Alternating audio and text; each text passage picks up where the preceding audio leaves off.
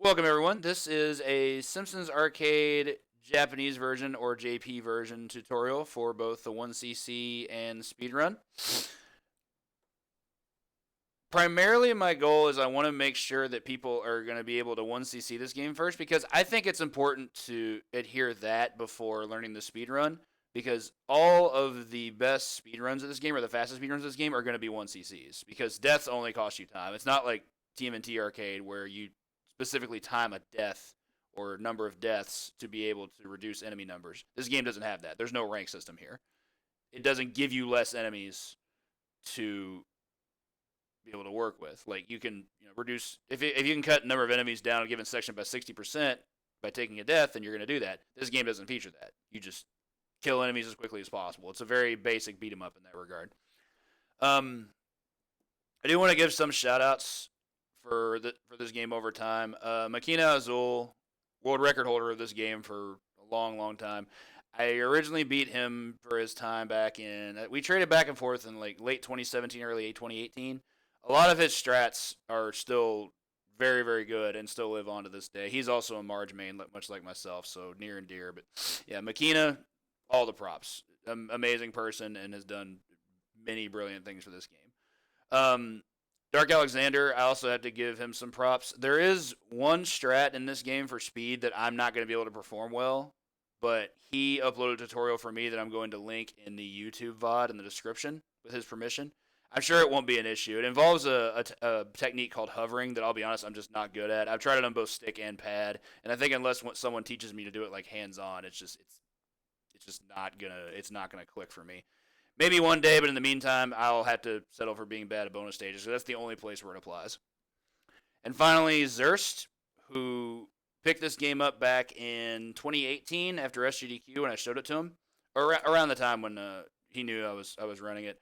That was around the time I was able to get a 1cc on expert difficulty of this game with all 4 characters. He watched me play it, picked it up himself, and found a bunch of new stuff that saved something like a minute and a half on the run.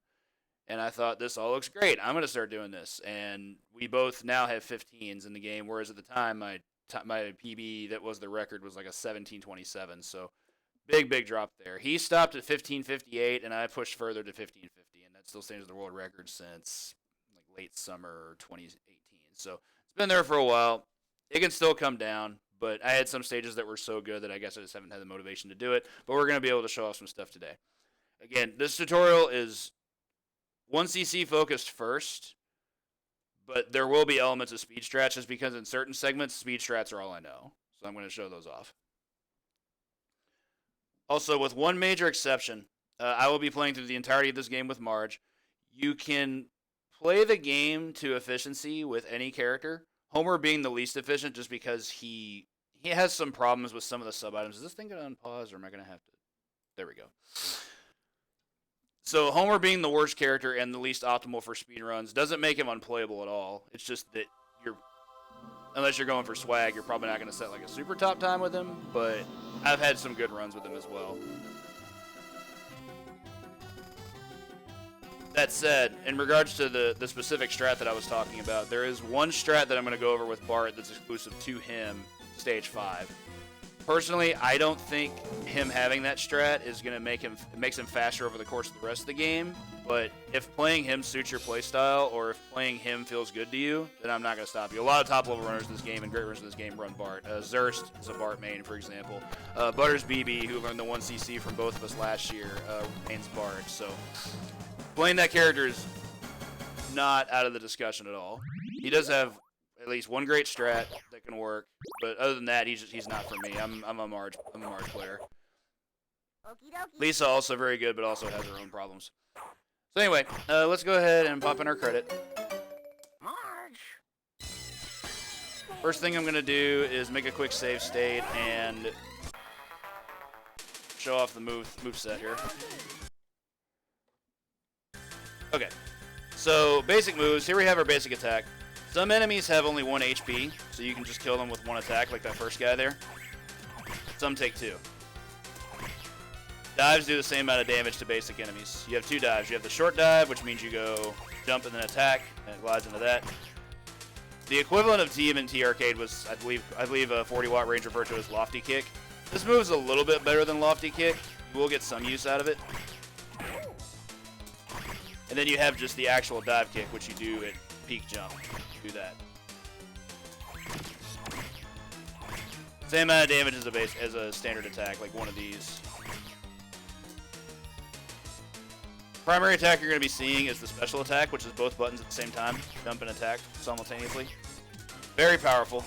Does 3 times as much damage as a basic attack, which doesn't matter as much against basic enemies because they only have 2 HP as opposed to 3. But it does matter against bosses. Some bosses, anyway. The last attack you have is something that was shown to me by a runner by the name of HDL, who is maybe the best runner I've seen of the US version of this game. And this command transfers over. If you press 5 directions in a row and complete it by pressing the attack button, you'll get this attack. In Marge's case, it's where she just swings the vacuum violently. I'm not going to fight this guy. I'm just showing off this move. This move is very consistent if you have the execution for it. Like, unless you drop the input, you can't drop this move. Like, you will, as long as you're nailing these 5 inputs in a row, you'll always get this attack. Like so. So if you're doing a 360 motion, that's the easiest way to get it because it's right, down, left, up, right. You have to do it faster than that. There's a specific frame window where you have to be able to do it. I don't know how many frames it is exactly. I won't comment on that. I personally don't use this move that much. That doesn't mean it's bad. It is incredibly fast. And it has plenty of upside. If you're able to pull it off in a pinch, you can actually just get enemies off you. I still prefer just hitting enemies with special because it's just that much more powerful. And it's a lot more reliable. So that's our moveset. I'm going to go ahead and reload back from here. So in this instance, I'm going to do my best to be able to try to explain what exactly it is that I'm doing to approach any given stage that I'm in. Like the route I'm going to take and make sure I know what enemies I want to focus on, because the best thing you can be doing in this game for the sake of speed is screen scrolling. And the only way you can screen scroll is to make sure there are enough enemies that are off screen to be able to do that. So for starters, the first stage, let me adjust this. I had no idea my keyboard was going to be this much of an interference, so I will apologize about that. Let me see if I can move this down to my keyboard tray. Make this a little bit better for visual. That really didn't work. Maybe if I move over a little bit. Yeah, I definitely did not ponder this at all. If I can do no.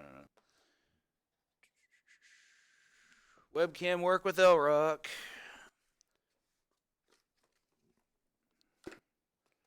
I have these headset boxes I got for all my work from home stuff.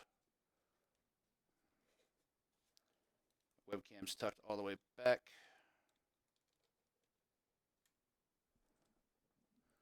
That might do. Let me know if that's okay for everybody. I've got lever, I've got buttons. I think we can make it work.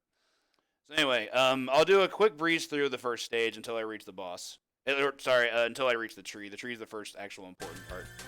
I'm going to go ahead and hit this guy. You can dive into him if you want. Kill him, kill him. Stay down here to kill this guy because that spawns this guy faster. Grab the nuke. Wait for the pig shirt guy to come out of the door. Keep that sign to hit the guy on the right in case he gets loose and doesn't get blasted. Grab the bus stop sign, move all the way to the left. Go to kill those guys. You have to be able to hit the 2 guys in the trench coats to despawn them, or else you won't be able to move. Fireman takes 2 hits. You have to be able to hit him twice. So I'll save a spot here. The tree is very, very important, which is why I want to make sure I can line this up properly. Make sure my button. Okay, so one more hit, kill this guy.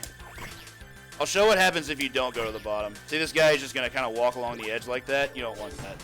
You also didn't want to grab the nuke here. That's my mistake. Hit him, hit him, hit him. Stay down here, hit him, let this guy spawn, kill him. Grab the nuke. Move. This. I tend to throw that just as a precautionary measure anyway. I'm also going to show you why you don't want to take the sign with you, and you want to use the bus stop sign. It's actually really important that you do that. Oh, it already had 2 HP. Still fairly simple stuff. So here's what happens if you try to use that sign instead of the bus stop sign, and why you shouldn't do it. Grab this. I'm going to kill him and grab this. Mistake number 1 of the day. I promise there's a reason I'm showing this off. Always watch out for doors. Doors are very dangerous. Okay, so if I take this and try to do the same thing with the bus stop sign, normally what happens is that, yeah, like that guy's going to jump on top of the sign, or one of them will, and he'll just avoid the hit. So always make sure you get the bus stop sign. You want that for maximum enemy manipulation. Right over here. Do as follows. Kill this clown. Kill this guy.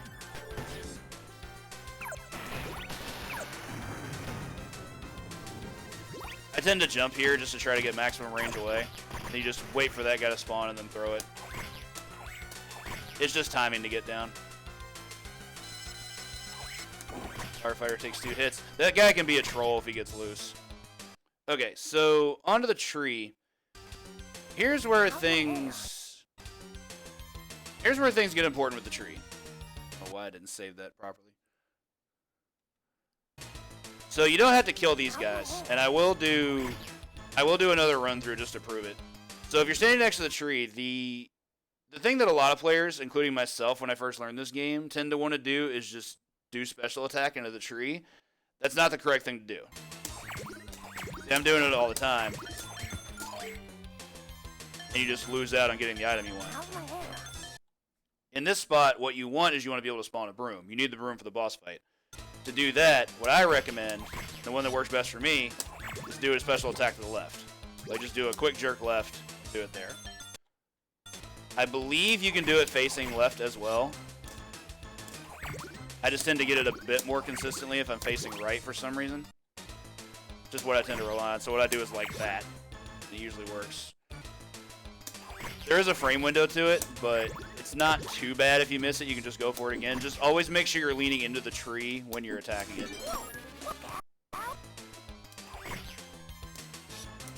Drop the input there.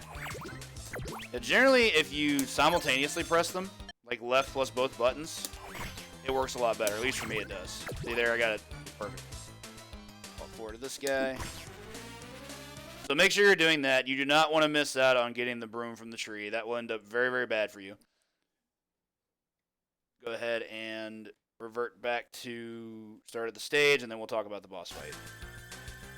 Again, first stage is really short. There are definitely some things to talk about, as you can see, but there's not a lot to talk about, just because of how short it is. Like, you have such overpowered tools to get through most of these instances that this first stage generally doesn't even matter. If one of those guys gets loose, you have to kill him too. Dropped an input to miss that there, so stuff happens. Where are you going? There we go.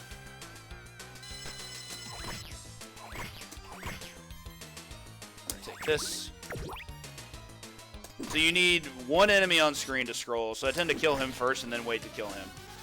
You don't need the hot dog here, but you can grab it if you want to.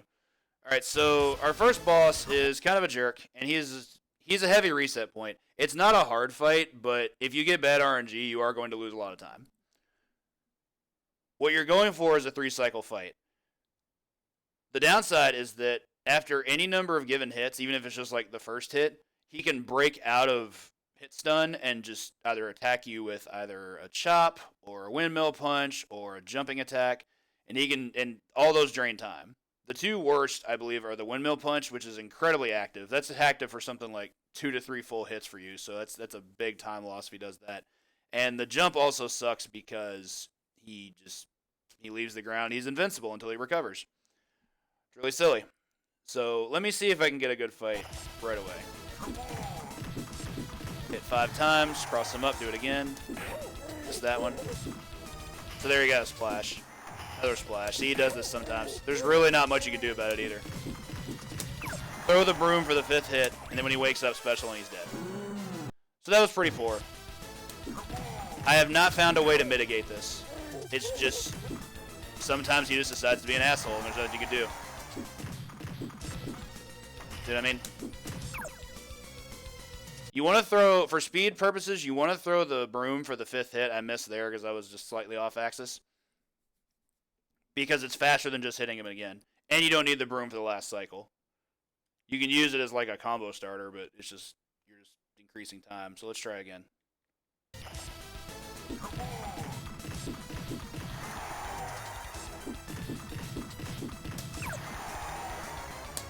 There. Perfect fight. Grab the bowling ball for swag. Hey there, Reg. I really don't know if I can show off a potentially better fight than that. I mean, you can try to go faster, but as far as his behavior, that's the best possible fight you can have. There's really nothing more to add on to it. I'll do another one just because. Yeah, the windmill punch is really bad. You saw how long that was active. The whole time he's spinning his arms, he can hit you. Like, if he doesn't knock you down, you can't go back in and hit him again. He just does that because he's a douchebag. Just what it is. Once you have the execution down, as long as you have good luck, it's a really simple fight. But because of how random it is, as I mentioned, heavy reset point if you're trying to do like PB attempts. Wow.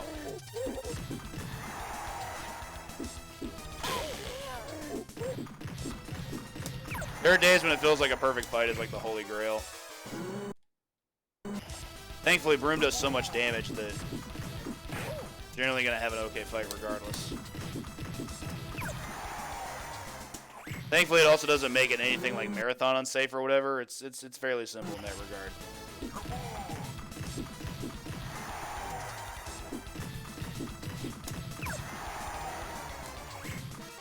One thing to note, after you throw the broom for the last cycle, he still has a chance to troll you. I've had perfect double first cycles where he would still just immediately jump out of knockdown to troll your last cycle.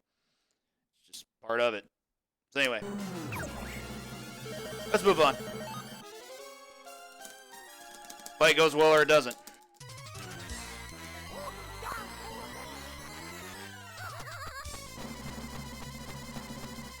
So this is where I'm not going to be able to talk much about optimal speed strats. The bonus stage is fairly simple. If you want to just actually complete it, just mash like I'm doing now.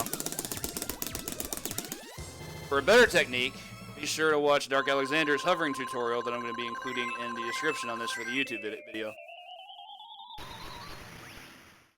You can pull it off. I'm very, very happy for you. I'm not good at it. So anyway, on to stage 2. This is where the game starts getting a bit more fleshed out. Stage 2 is not super difficult, but there are some key points that need to be nailed. For starters, at the start of the stage, I used to make this mistake all the time. Reload it properly. Trying to catch it where Marge is still on the balloon. Okay, so at the very start, you're going to want to kill this Krusty here on the left. I can't stress this enough. Do not hold left coming off the balloon to buffer, because this will happen. Nothing happened there. So holding up left is bad because what can happen there is it just clips him and you can't kill him. Like when he gets knocked back like that, he's invincible and you just lose time. How's my hair? Fairly simple kill overall, though I did not mean to hit that. What I generally do is just land and then kill him immediately. Walk forward, grab the mailbox, toss it left. Didn't want that to happen. I'll make that look a little bit better. That guy can troll sometimes. Any enemy with a jump kick, they tend to do this thing where they'll jump kick in a spot where they think you're going to walk to. They're just basically input reading. It's really annoying. It's not good. Like, it's one of those things you just need to be mindful of. Try that again. Grab this, toss it that way. Kill that guy. Here, grab Sam's little helper, throw him left. Kill both those two. Kill this guy. This part's a little bit tough to optimize. Ideally, you want to be able to kill both those guys, and then I wait and kill this guy. Okay, so this part's also important. I'm going to go ahead and make a save state there. Actually, let me do this. That might require another save state. Yeah, probably. Okay, so similar to what you saw with Broom in the first stage, Hammer is a completely busted sub-weapon. This is not the hammer you're going to see in the US version of the game. In that game, all you have is just a really slow melee attack, which you do have here, and a really bad jumping attack that is basically just a jumping version of the standard melee attack. It's not good.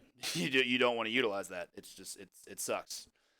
But it doesn't exist in this game because in this game you can do this. You get this insanely overpowered dive that does as much damage as a special while also giving you increased mobility. It's very good. Do it like you would just a standard dive kick. Jump, then attack. You also have the short hop version, which actually does come in handy in at least one of the boss fights where you just do like, that's not what I wanted. Where you do like this. Make sure you're gliding your buttons like that. Like, you don't want to press these both at the same time because then you get this and you lose the hammer. Hammer's too good to be thrown away like that. Okay, so for the teacups, really random section. You want to make sure you hit those guys. And I'll show you what happens if you don't. I want to jump there. So if you just let these guys stay on screen, I believe it actually takes the enemies a little bit longer to spawn. Hammer is your best friend here. As long as you're either doing melee attacks or dives, you're good to go. Make sure you watch out for their trajectory because their spawn points, as in like where they spawn when they come onto the screen, is completely random. Like, you don't know which one's going to spawn at what time. You can get some double kills, great.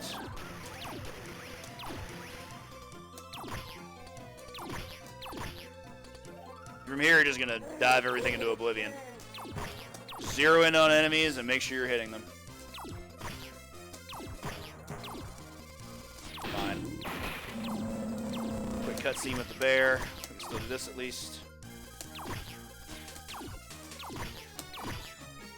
So this section I actually think is one of the more unusual ones, that being with the one with the rabbits. I'm going to go ahead and save this. For speed optimization, making sure you can hit them as soon as they come out of the door is the fastest you're going to be able to go because they will be completely invincible until they pop in. So let me go ahead and save here.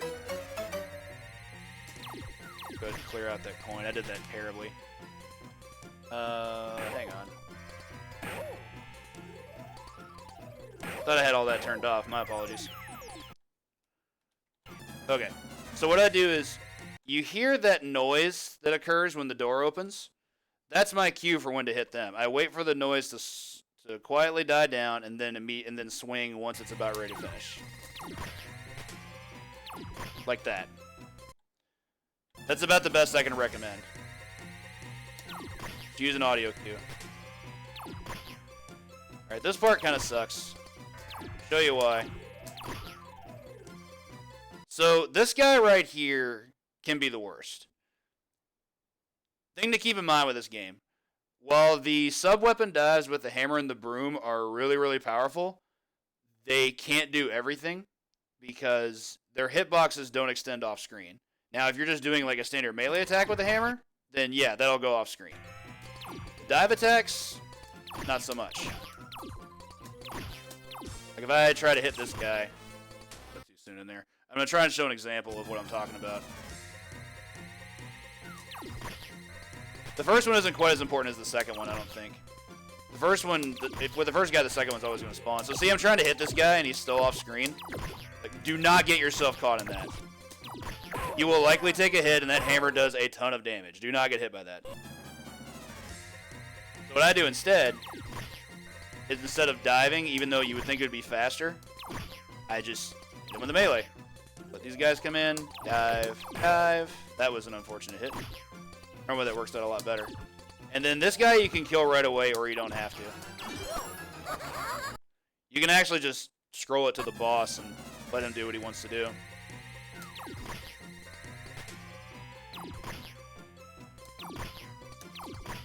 Okay, not so bad. Triple kill's real good. That doesn't happen often enough. See, the boss is going to spawn no matter what here. Now that I've gone over the basics of this stage, I'm going to start over and just do a full run through. See how well I can do.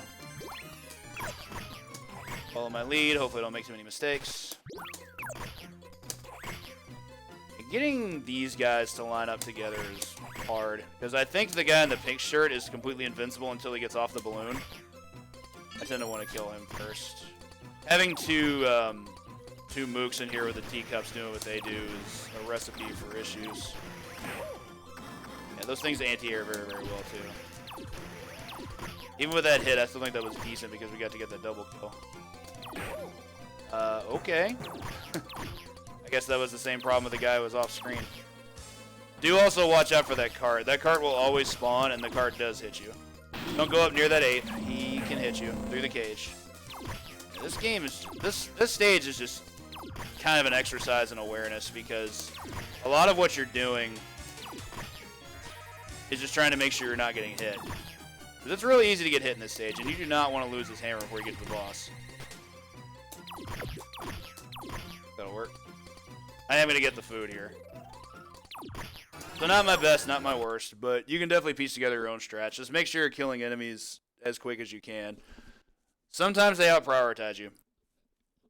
The green guys in particular have very good jump kicks. They have a really decent uppercut. They can actually hit you out of the air. I'm going to go ahead and save. I think it was here. Okay. So the Krusty Balloon is the easiest boss in the game. He's not hard at all. It's, shouldn't say there's no gender here. It's a balloon. It's not hard at all. You can be trolled because it's a 3-cycle fight similar to how the first stage boss was, but if he decides to troll you, he just drains a lot of time by just going into the background, just dropping bombs on you. Obviously, you're going to hope that doesn't happen, but it can. 1 cycle is just 3 hammer dives, like so. There's an example of the bad RG you can get. Last cycle is only 2 hits. You can throw the hammer if you want to. I do it just for fun. Pretend I'm in the Olympics, that kind of thing. So we can get a better fight in this case. Time your dives is pretty simple. 2 fights in a row where he does it after the 2nd cycle. What a tool. Try again. Let's see if I can at least get 1 perfect fight. Okay. Even getting hit there isn't that big of a deal. If he falls on you like that, that doesn't even matter unless he kills you. That's why you want to make sure your health is high. Normally he doesn't hit there, but sometimes things.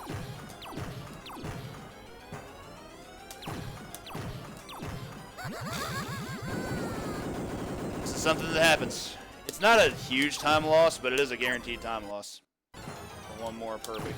I'm kind of amazed 3 of 4 in a row gave you that, though. That's just kind of disturbing. See, took a hit, didn't even matter. And we'll move on from there. Really simple boss fight. Just make sure you can time your dives and you're good. As long as you are behind the Krusty Balloon, he can't hit you with his attacks. In this instance, I'm going to go ahead and create a save state right after we fall out of the tree. So for speed, one thing you can do at the start of this stage is to mash out of your, I guess we'll just call it a knockdown stun. You see, large falls there. Oh, it did it automatically. That's weird. That's not supposed to happen. I've never seen it do this before, I promise. Alright, so I'm going to do a quick run of this fight again, just to see if I can get it to where it doesn't do that. Because you're supposed to be able to just mash your way out of that. I've never seen it do it automatically like that. How I've normally done it is there's a pretty specific frame window in which you have to press one of the buttons to be able to get there. So do this cutscene again real quick and make a save state. Try to save it a little bit earlier. There, that's what I'm used to. Maybe it has to do with how soon you can enter the stage. Maybe there's a frame rule to it. Maybe there is. That time I matched like crazy and didn't get it.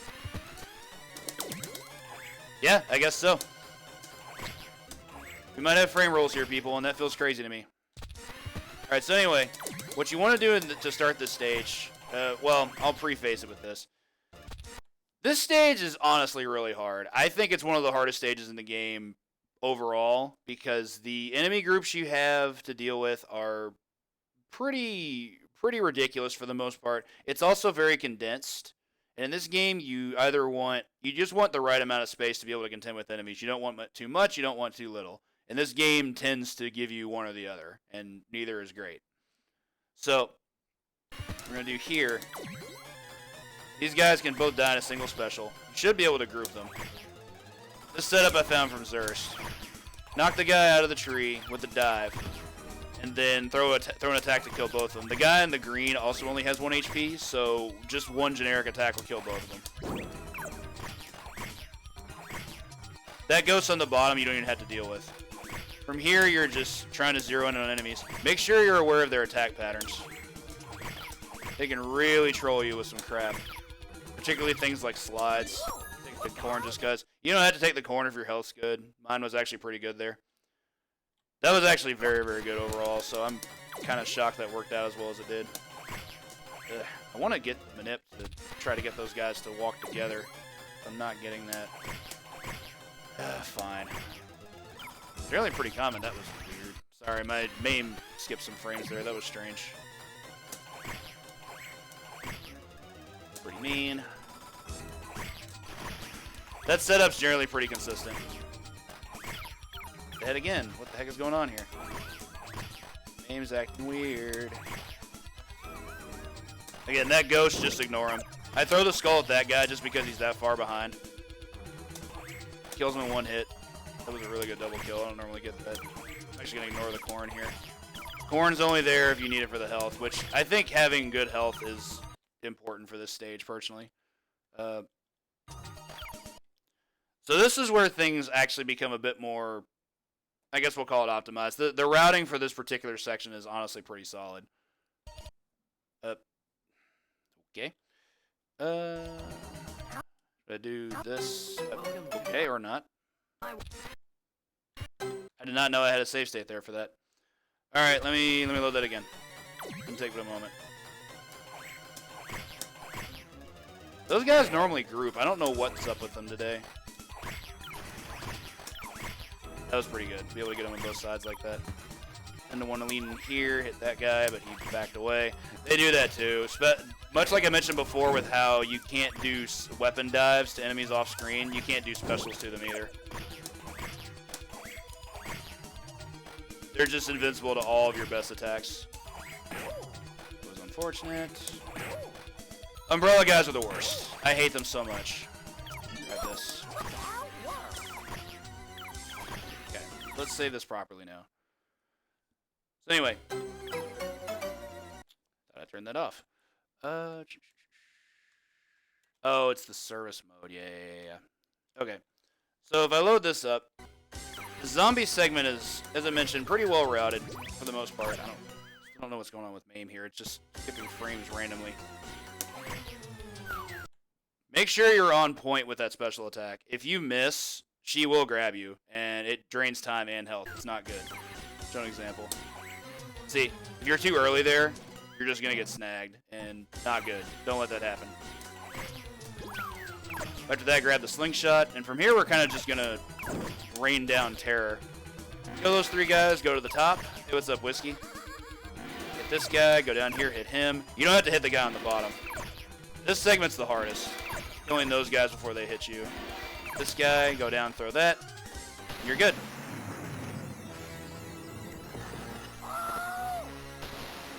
I will try to go through that a little bit slower.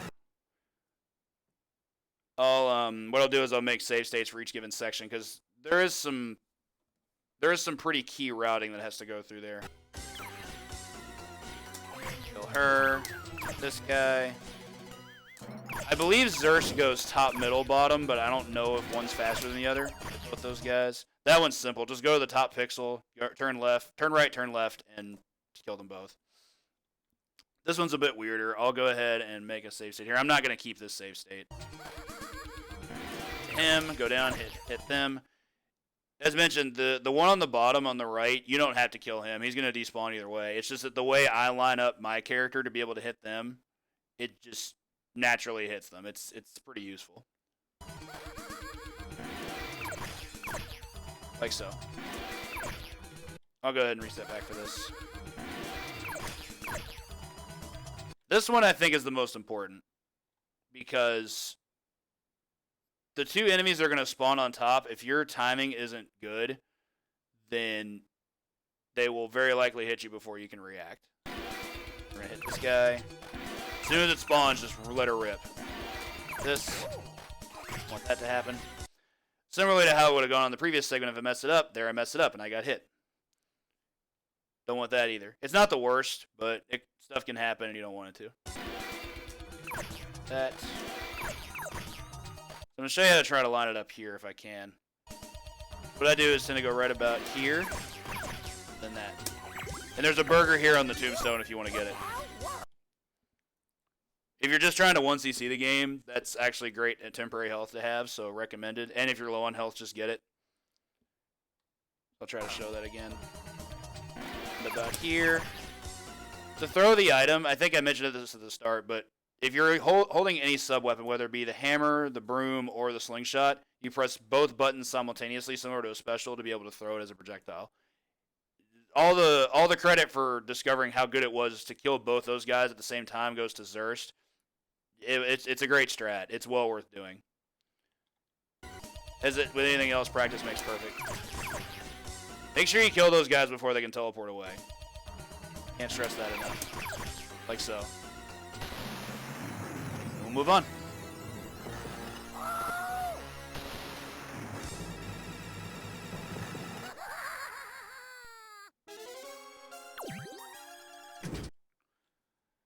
It's a Konami game, so there has to be an elevator. And 1cc and speed strats for this segment are honestly pretty simple, just time scam. Make sure these three guys appear, and then just don't let them hit you. Here's why you don't want to hit them. If I just start killing them left and right, we're just gonna have to deal with more enemies. And unless you're going for a score attack run, there's no reason to do this. Just optimize the number of enemies you have to deal with by keeping it as minimal as possible. Because if enemies just start getting to do whatever the heck they want, it can become really unpredictable with stuff like that. Perfect example.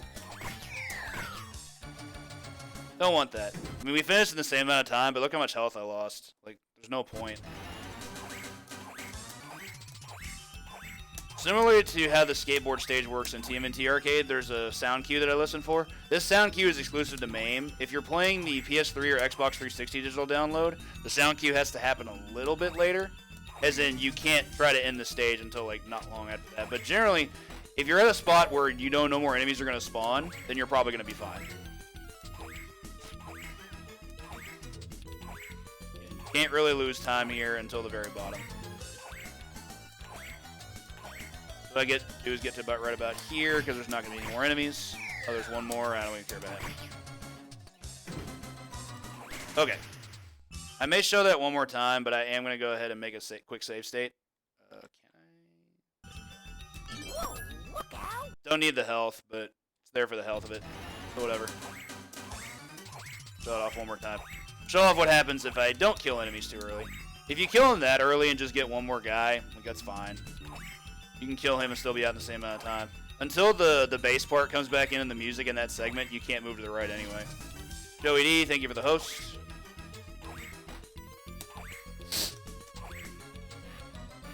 Alert's currently turned off, but yes, thank you. Appreciate it.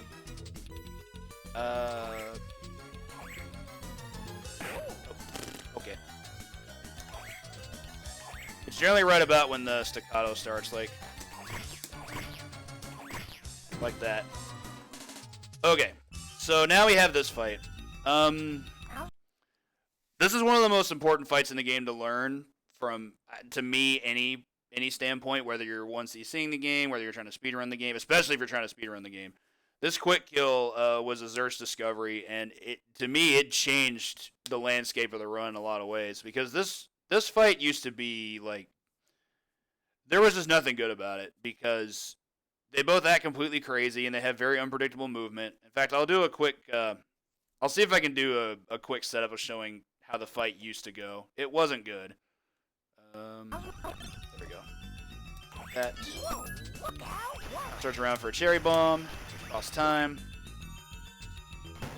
I'm going to do this one time just to show how inefficient this is compared to what we have now. Try to hit both of them. It's possible to hit both, it's just really, really hard. From here, you're kind of just having to just go for it. And they're just draining time by just acting crazy, especially the little guy. You can pin him against the wall, you're good. Admittedly, that was great, and that's not optimal at all. Don't do that.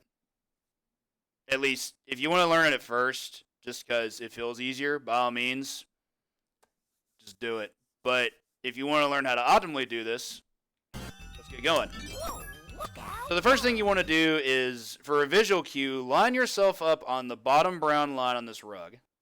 In fact, I think this is about as close to pixel perfect as it's going to get. Move all the way right, door open, and then for another visual cue, I then move immediately back to the left, and I try to position myself as close as I can to being directly in the middle of those two barrels. I don't know if it's exactly 50% of the way, but it's definitely close. So I'm going to go ahead and make a save state right after the cloak starts. So like right here. There's a quick kill for this fight that allows you to basically kill them both with the same number of hits. Granted, the tall guy does have less health, so he's going to take less time to kill and less hits to kill. But if you can set this up properly, then it's going to look great. Let me see if I can get it first try. Did not. Swung a little bit too early there.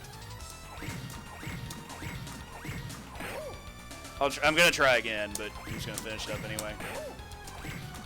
Problem that time wasn't even on the little guy. That's the first time I've ever killed them both at the same time. That's actually not common. I disagree with that.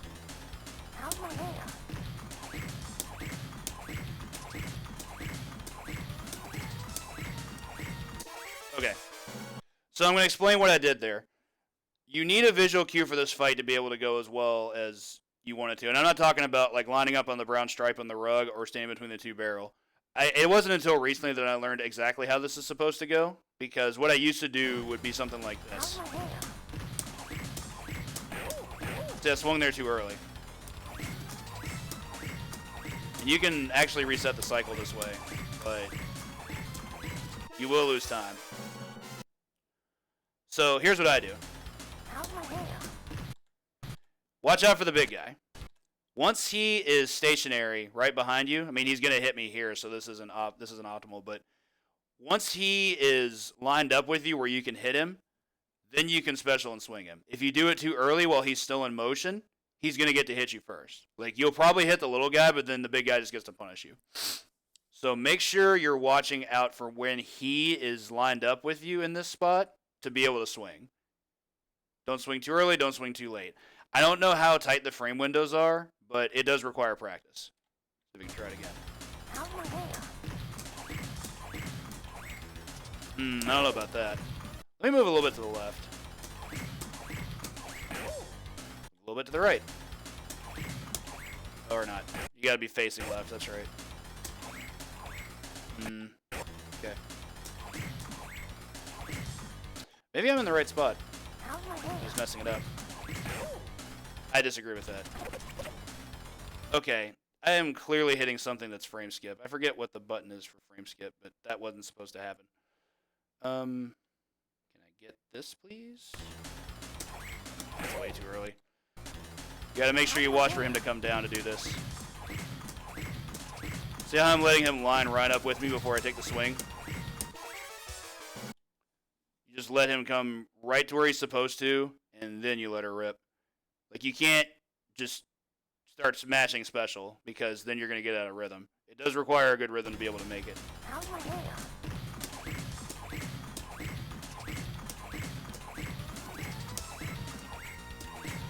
There are a couple of alternate trajectories to the fight. I have had fights where I get them to swap places. Like, if I hit them both at the same time like I was there, one will go from left to right, and the other one will go backwards. Sometimes one will stay to the left, and the other one will go left to right, then backwards. It's got some weird physics to it. I won't deny that, but just how it is. Try it again. Gotta delay that one a little bit. The third hit is, in my opinion, the most important. Third hit on the little guy that happens to be the first hit on the big guy.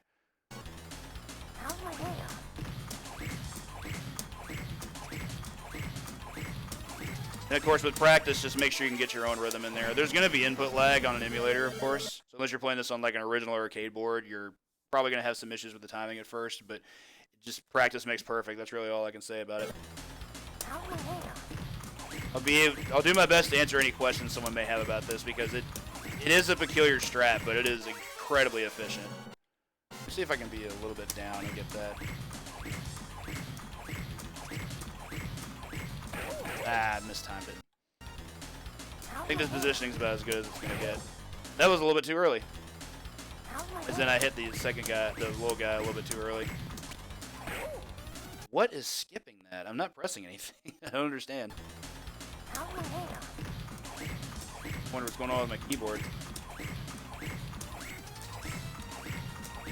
Sometimes you'll mistime your hits and you'll just miss hits. But that's something like 7 quick kills, so I don't think I'm going to be able to show that off any better. Alright, so on to Moe's Tavern. I may have to recreate this save state, because at the start of the stage, for speed purposes, there is an optimal strat here, and I think I started this actual save positioning a little bit too late. So, start a stage, kill this guy, and then in most cases what will end up happening is that, in fact I'm going to go ahead and do this again.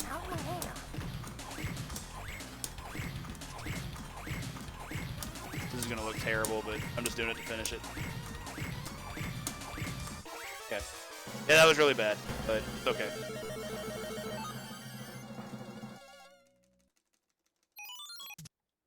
Okay, so I'm going to go ahead and make the save state here.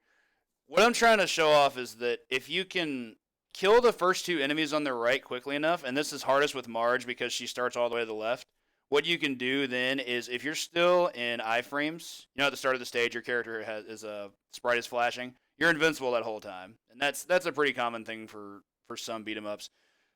Simpsons kind of gets away with a lot there. I don't know if you should be that invincible at the start of any given stage, but here we are. Anyway, when you're coming in, what you want to do, as I mentioned, kill both those 2 guys on the right as quickly as you can, and then if you still are in iframes, you can then turn around and hit the barrel directly to the left, and then it'll kill the 2 guys spawning in from the left. If you're too late, then what'll happen is you pick up the barrel, and the reason it doesn't do that if you're in iframes is just because when you're in invincible frames at the start of a stage, you can't pick up items. It's just a quirk. Or I don't know if it's a bug or a glitch, but you just can't do it. But here that's actually advantageous. Let's see if I can pull it off. Yeah, I guess with Marge it's just not a thing you can do. I wish I had saved with a different character here. With Lisa or Bart, it's quite a bit easier. You don't lose that much time by having to throw it, but that is a small time loss for playing this character. I don't know if I've tested with Homer or not, but let me see what I can get here. It's still not bad if you have to do that. It's just that it's faster if you can just hit it directly to the left. But yeah, I'm not in a spot where I can show that off properly. So anyway, kill these guys. Once you're down to 2 enemies, you can spawn those 2 guys out of the bathroom. And then from here, you have this hammer. Here's the thing about the hammer. The hammer is actually not in my PB. If you're 1CCing the game, the hammer does make this segment a bit easier, because you just have access to a sub-weapon faster. But it's not necessary because the broom is right there. You might be able to just get away with it faster by just killing enemies willy-nilly immediately.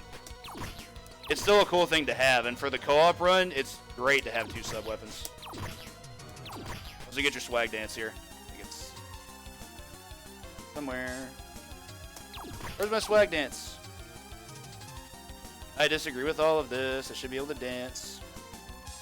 If you walk in front of the stage, I'm going to reset it. If you walk in front of the stage, there's a spot where you can just get a swag dance. It's just a pop move. Pops the crowd and all that.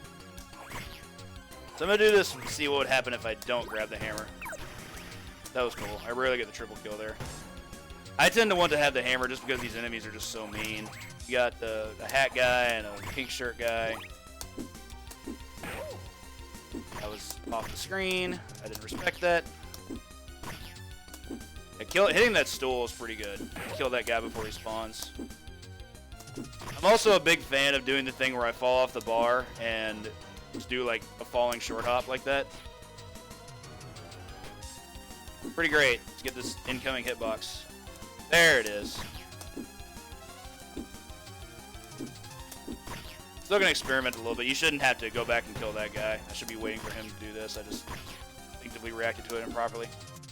So here, there's a... Why is it doing that? There's a despawn strat I'm gonna go for. If you leave the broom guy in the bottom left corner and don't kill him, and just move on, that guy won't be able to catch up with you. You do have to kill the other enemies in the segment, but optimally, just don't go after him.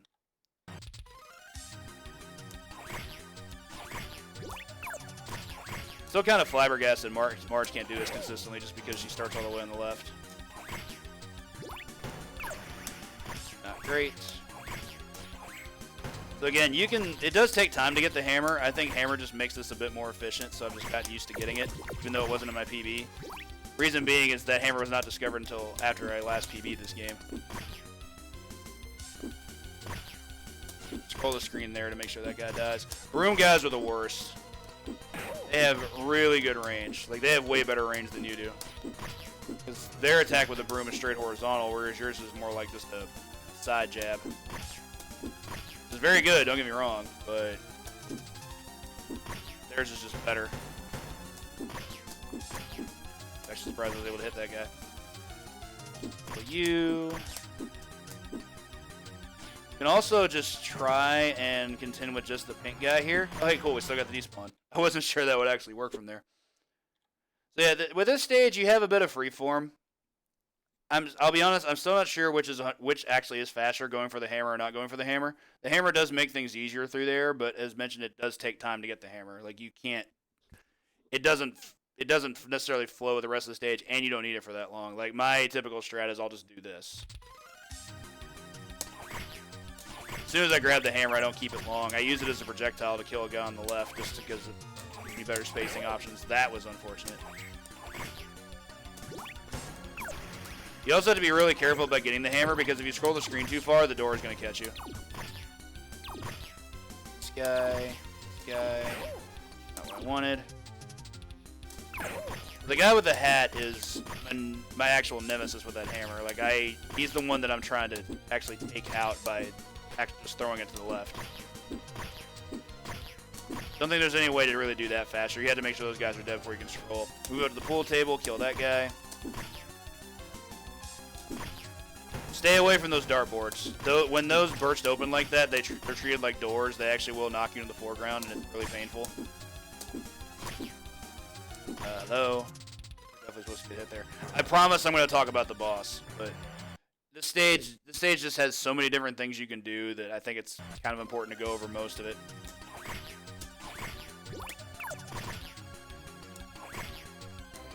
No, why? Brookie, thank you for the host. That was also unfortunate. Hope SMB3 Rando went well today.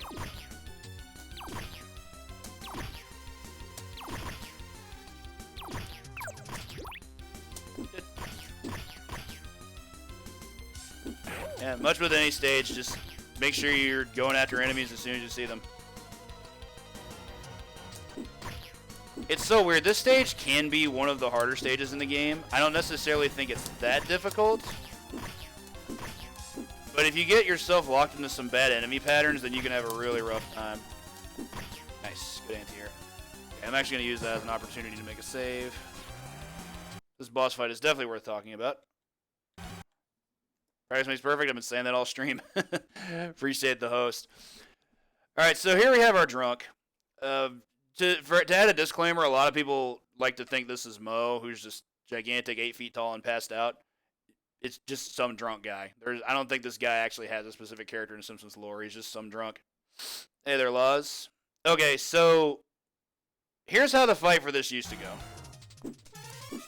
Oh, don't miss the first hit. Admittedly, this strat's pretty good. Unless you get hit.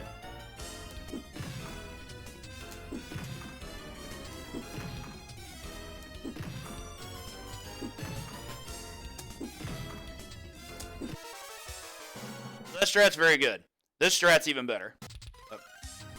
Reloading the save state is definitely better.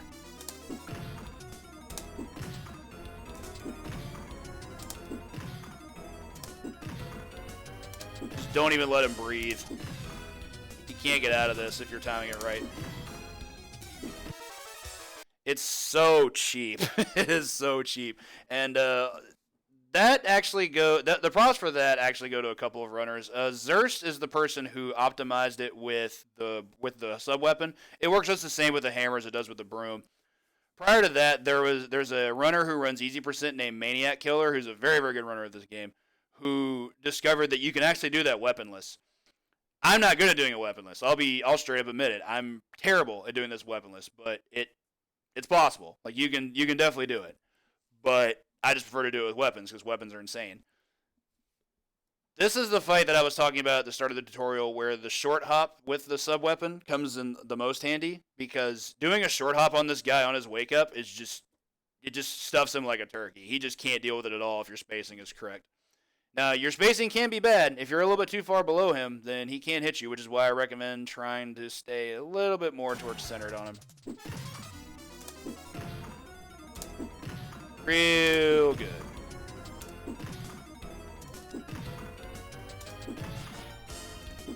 And Makina and I used that old kill for a long, long time. In fact, that was the kill I learned was from him. But yeah, this one is not only based on the same essential kill, it's also faster. So like, just learn it. What's up, Release?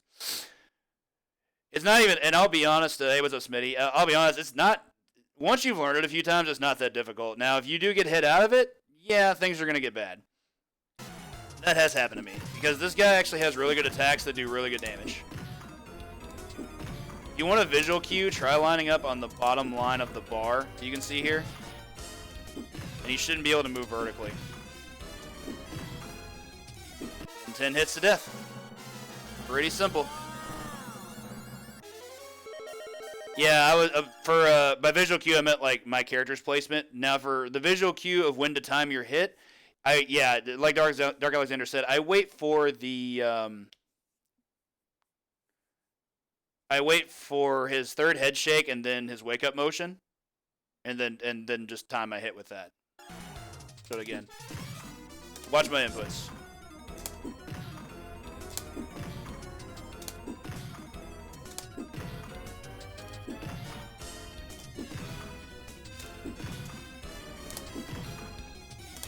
Easy peasy. One thing I will point out, this is actually important. Make sure, for execution purposes, that you're not timing the button presses too closely together. Because what can happen then is similar to what can happen in Stage 2 when you're fighting the Krusty Balloon. You can accidentally just throw your weapon. You don't want to do that. That's not good. Show you an example. Oh, look, I pressed them too closely together, and now I just lose. How's my head? All I can say there is just practice. You can even start off with a basic dive if you want. But this definitely saves the most time. That was just an input error. It's just so cheap. He can't get out of this at all. Proper timing. Yeah, I think I know who that was, Smitty. One of my coworkers kind of went ham on my channel this week. It actually does less, believe it or not, because I'll give an example. On the Krusty Balloon in Stage 2, I've tried to do dive into weapon throw for the last cycle, whereas all I showed earlier was 2 dives. The weapon throw doesn't kill him. So no, weapon throw does less damage than any weapon hit. So not recommended. Yeah, for real. It's faster too, so you want it to be more efficient, but it's not. Okay. Stage 5. This stage sucks. This stage really, really sucks. I think this is the hardest stage in the game to save time on.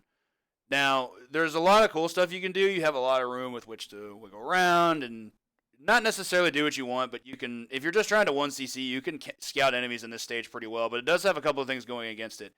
You don't have a sub-weapon, at least not until the very end, so you're basically left to only your own moveset to be able to get through that. And 2, enemies have a lot of space to work with, plus you get introduced to a new enemy in the gorilla. So I'm going to go ahead and save it here. What I do first is, as always, just make sure enemies come to me so I can hit them. You can hit that guy off the ledge, which is neat. I'm going to move forward to this gorilla. killing him quickly is pretty good. Like, definitely recommend you to do so. Here's where things start getting finicky. Ideally, what I like to do is make sure I have some specific enemy sets before I move on. So I want to spawn these two guys and not move yet. Because what I'm going to do here is grab this rock, move up here, get this triple kill. Sometimes that's a quadruple kill. And move on to the bridge. Bridge is an entirely separate discussion. I'll get to that in a moment. That's not what I wanted. That was a co-op save state. Those that care about that sort of thing. Definitely do not line up with that guy because that rock will hit you. Grab's also bad, as you can tell.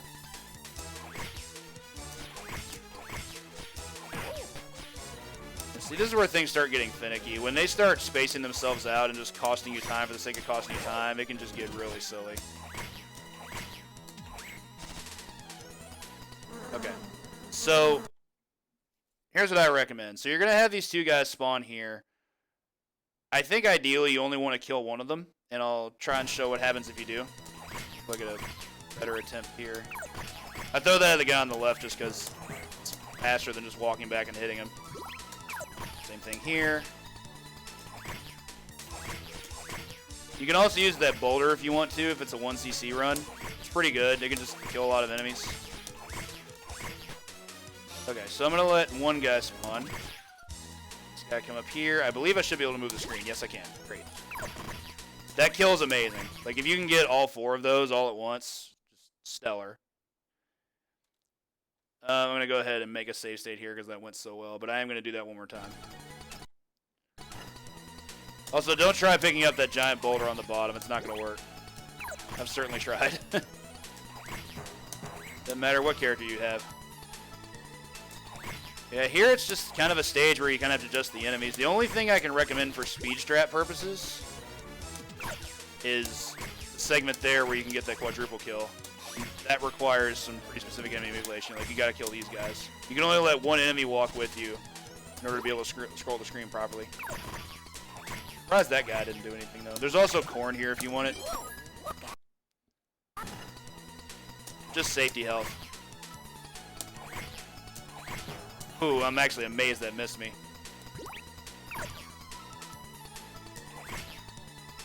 Those guys up. That's not good. I got trolled by everything. That one guy moved out of the way and the other one out-prioritized me. That's some trash. Watch out for the beehive. Do not hit the beehive. Beehive is bad. Remember, bad starts with a B. Sometimes you get the corn by mistake by just doing that. I don't really know what I can show there that's going to cause that to go faster. As mentioned, as always, just make sure you're watching out for enemies. Special is your best friend here because you can get really good grouping with that. Plus that that boulder strat for waiting for that ape to come out of the cave to kill 3 to 4 enemies at once is incredibly strong. Go ahead and do that one more time just because.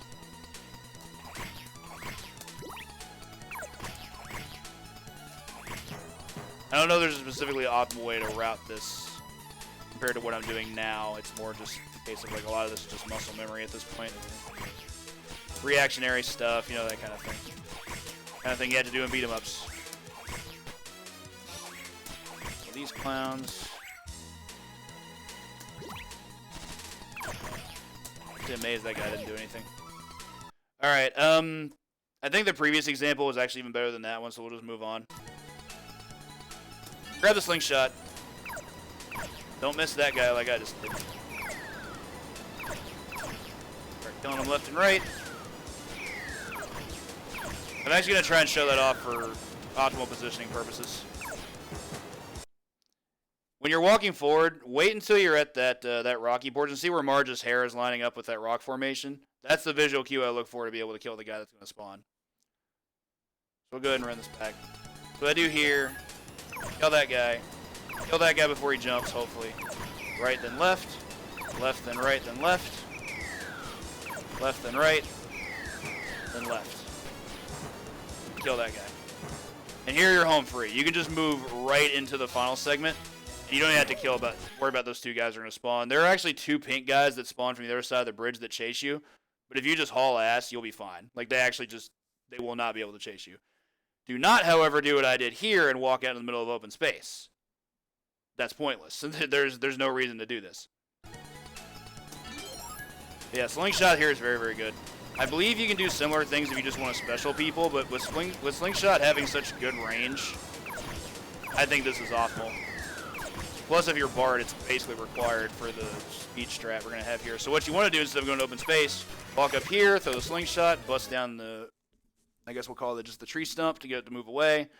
Walk up to this bear cub, take a swing, and you have a broom. Makina discovered this broom. I can't take credit for this. This broom changed the stage 5 boss fight forever. Like, it actually is like a very tolerable boss fight now, whereas it used to be one of the hardest in the game.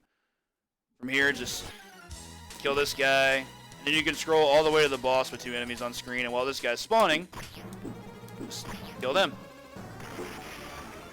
Won't talk about the boss just yet because I want to show off the Bart specific strat. So with Bart, once you get past all that, instead of, well, when you go up top, this only works for him. But you can move up here, throw the Slingshot, and it spawns the broom by itself. So he saves time that way. He's the only character that can do it. I don't know why he can and Lisa can't, given their low profiles for their sprites. But my guess is the hitbox on Bart's weapon throw is probably a little bit lower to the ground than Lisa's, or maybe it's a little bit higher. I don't know. But yeah, it only works for him. I've tested it with all 4 characters extensively, and only Bart can do it.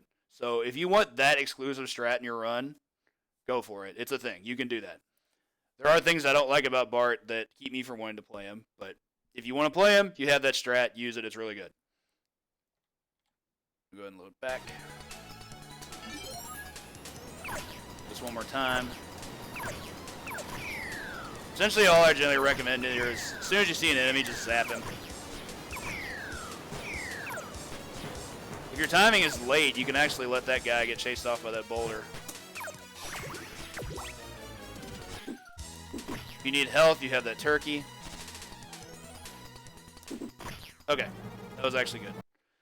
So, this is the stage 5 boss. This used to be one of the hardest bosses in the game.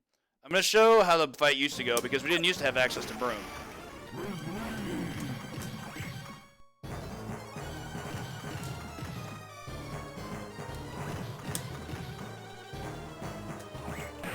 Still pretty consistent. Get your 2 hits in your special, and that's all you needed to do. It's just a lot more dangerous because that can give this guy iframes. Timing is huge.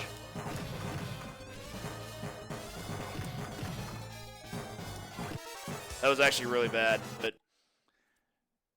that's okay because you don't have to use this strat. So let's load up what we're supposed to do. Just all 2 hit cycles. He's probably not getting out of it if your timing is good.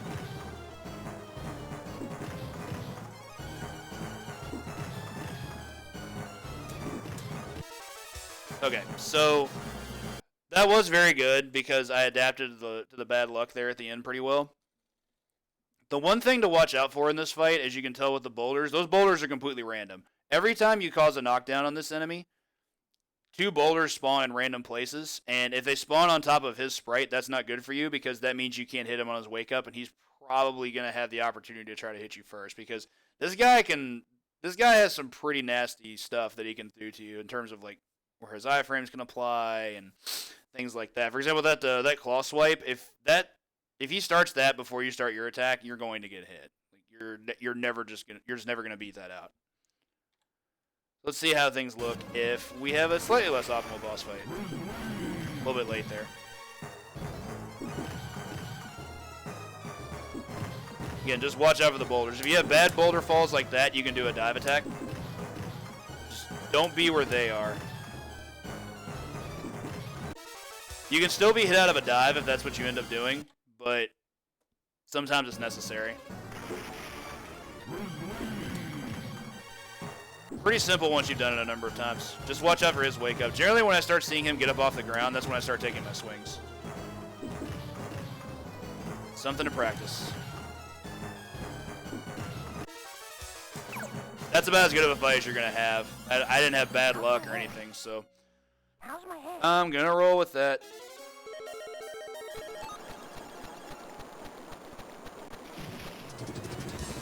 Okay, so this will take us out of stage 5, on to stage 6. I used to really dislike this stage, but thanks to some excessive routing by Zurst, sorry, I did not mean to hit the camera like that. Thanks to some excessive routing by Zurst, there are just a lot better strats for this stage now. It's about the aside from maybe stage 1, it's about the closest stage to optimize that there is in the game. The power plant worker segment probably being the exception, but it's still not even too bad. So here's how I start. I'm gonna go walk to the center. That's not what I wanted. Wait, did that not save? It did not. Crap. All right. Comedy of errors. Just one more time, just for review's sake. I feel like that's becoming a theme today.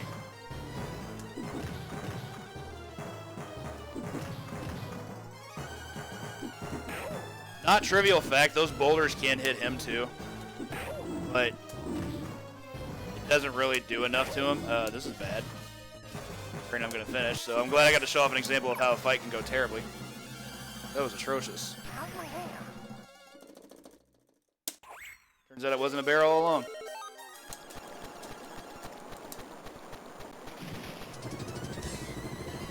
For some reason on emulators, sometimes the sound clip just clips out there. Never seen it happen on the digital download.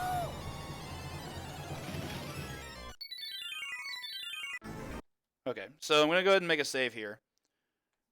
For this opening segment, what I do, walk forward, hit this guy, then move forward, and then immediately special to kill both of them. For that segment, let them fall. I let the first guy fire a shot at me and then throw the bomb, and it clips all of them.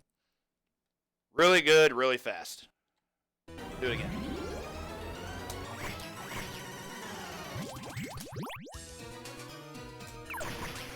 That was a little early. I also misaligned a little bit, so that's on me.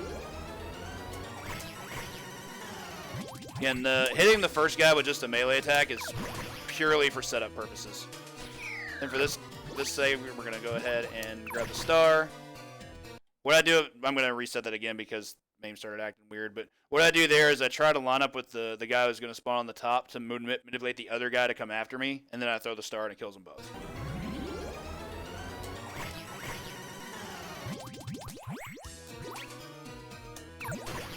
Bad. Also, don't be in the way of the star when it falls. The star has a hitbox that it can fall on you. Okay, that was good. Why is it doing that? So this used to be my least favorite section of the stage. In a lot of ways, it still is. But I was able to find a way to make this not quite as painful. The saxophones are terrible, especially if they get the drop on you and start getting advantage and priority in position and hits on you. You can lose a lot of energy very, very fast, and I have lost some deathless runs that way. So here's what I do: I immediately hold left. Well, I'm gonna save that, I think, because I'm in bad position there. Generally, what I want to do is I want to be right underneath the one on the left. So I'm gonna go ahead and load this previous save. What is happening with this? I don't understand why MAME is doing that. There's a frame skip button in MAME, and it keeps getting hit somehow, and I'm not sure why. I'm gonna look this up now because I'm kind of sick of it. Oh, I know what it's doing. It's F8 and F9. That's why it's doing that. I'm gonna go ahead and do that because so F7 is the save state load, and I think what's happening is my finger is probably grazing F8 and F9. While that's happening. Yeah, there we go. Just turn both those off. It's really obnoxious, but let's go ahead and spin that one more time. Hit, kill, dive back. Kill those guys. Snag this. Okay. Move forward. You're going to just ignore the hedges here. They're not going to do anything. Still did it again. F8 was turned off. Alright, so here, I'm going to go ahead and hope I have a proper save state here. Very good. So there's manipulation to that. What I used to try to do was on the one on the left, I would just do the exact same strat you just saw, hit him with 2 specials and it's dead. The one on the right, I would then try to go for the same, but the thing is, the guy on the right he's pretty high up in the air, so specials tend to whiff. And obviously you don't want that. And I would actually just get smothered with attacks in most cases if that happens. So best to avoid that. What I do now is, try and show it correctly. What I do is I dive. This is driving me crazy. I don't know why it's doing that. It keeps frame skipping like it's just acting crazy. I don't understand. Is there another F8 function that I'm missing? I don't think so. Yeah, I don't know. Part of me thinks I just may need to reset MAME again, but I think we're in a spot where I'm just not going to get much better out of that. Alright, I'm actually going to reload back from this, because I want to be able to show that off from the start. And I showed it once, but now I can't get it consistently.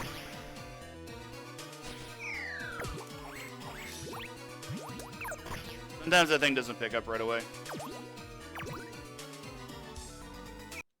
Okay. Let's try this. I'm going to go right underneath the one on the left. Miss it completely. Try it again. Supposed to die in 2 hits, but my box is a little off. So then what I do then is go to the one on the right, dive. Don't get caught by the corner like I just did. That corner's a death trap. Hit. Still didn't work. What I'm trying to do is, and I got it once already. Hey, what's up, Funk Sauce? I got it once already where what you do is you dive, hit the saxophone, land underneath the saxophone sprite, and what he's then going to try to do is try to attack you to the right. And what I'm going to do then is I'm going to do 2 specials that are then going to kill him. And he's not going to be able to hit me. If I can get it. Normally I'm a bit better at this, but I'm missing out on a lot of stuff today.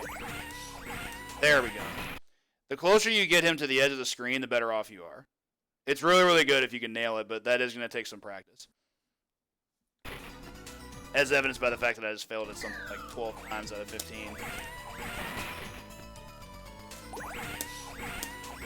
Perfect. That's about as good as it's going to get. I believe these letters can hit you, so watch out for that. Yep, sure can. So here, just going to kind of go bowling for dummies. Throw these things into this. It's up to you to know which ones have what kind of HP. Some have 2 HP, some have 1. Or at least I should say like 3 as opposed to like 5, I think. These last 2 are the biggest trolls because they spawn so far apart. But I'll try and show that off again. The first couple segments, so the first one where you have like the 2 enemies that you just kill with letters, and then the middle one where you have 4 enemies that you have to kill with a thrown object.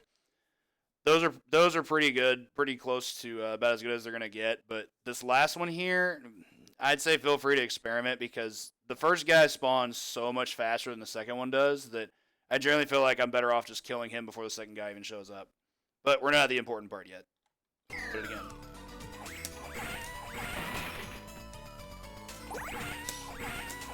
See, he's going to move to the right and just try to hit you, and he's not going to be able to. Also, doesn't really matter what letters you use. They all do the same damage. You're also going to despawn them all after the last one, so doesn't really change much. Make sure you hit the 2 on the bottom most specifically. They have the most health. Yo, that was actually insane. Feel free to do that strat that I just did, because I'm not going to try and repeat that. So here's probably the most important new strat found in this stage. Zerst found this. If you look right around where Marge's feet are, right before this, there's a nuke that's hidden in a small little puff of cloud that's actually moving. I'm going to reload that just so I can show it off. I was just so flabbergasted about how well that went. I just didn't even try to repeat myself. That's not good. Yeah, I was a little late coming in that time. I'm going to do that again.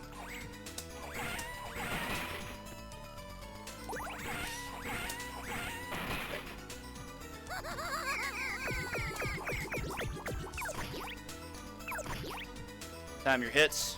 These guys have really weird iframes. If the first hit doesn't kill them, they are going to have iframes past that hit.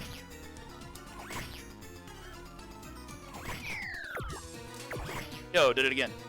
Okay, so see this? If you look closely, it's hard to tell because the cloud I'm standing on is moving as well, but there is some ripple movement in this part of the cloud. It's right directly at Marge's feet to the left. It's a little bit lighter than the other lines that are in the cloud. What you're going to want to do is just hit it with a standard melee attack, and suddenly you have a nuke. This is very important. Go ahead and make a state here. What you're going to do is walk forward, spawn these devils, drop the nuke, hits them all.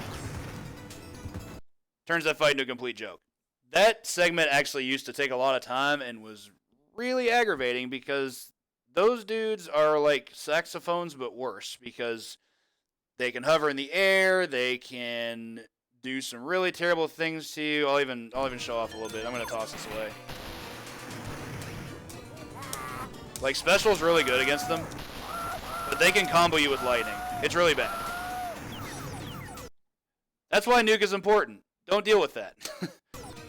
Reduce them all to 1 HP and go on about your day. Not hard. Just the timing on that dive. You can definitely combo out of throwing that explosion with a dive. I just missed the timing. Like so. Okay, on to our boss. I'm going to go ahead and make a state here. First thing you want to do, go to the mailbox, do a special, spawn the bowling ball. First cycle takes, I believe it's 9 hits. I think this was 10 hits. Essentially, hey, Stone Age Marcus, thank you so much for the host. Essentially what you're trying to do is just make sure you're forcing him to go into a second cycle. He has 4 different phases in this fight. That was unfortunate. Give me a second to reload my aim. This is driving me crazy. I don't understand why it's doing all those frame skips. What is happening? Okay, let's try that again. That works too. It's going. It's doing a tutorial. Hanging in there. Okay. So, once you get into second phase, this is where things get important. The second phase of this fight is, in my opinion, the most important to be able to mitigate properly, because if you can't end this phase quickly, this guy is going to act up on you. I'm going to go ahead and make a save state specifically for this phase. This is that important. So, what I'm going to do is go ahead and grab the bowling ball. Properly this time. Not press jump.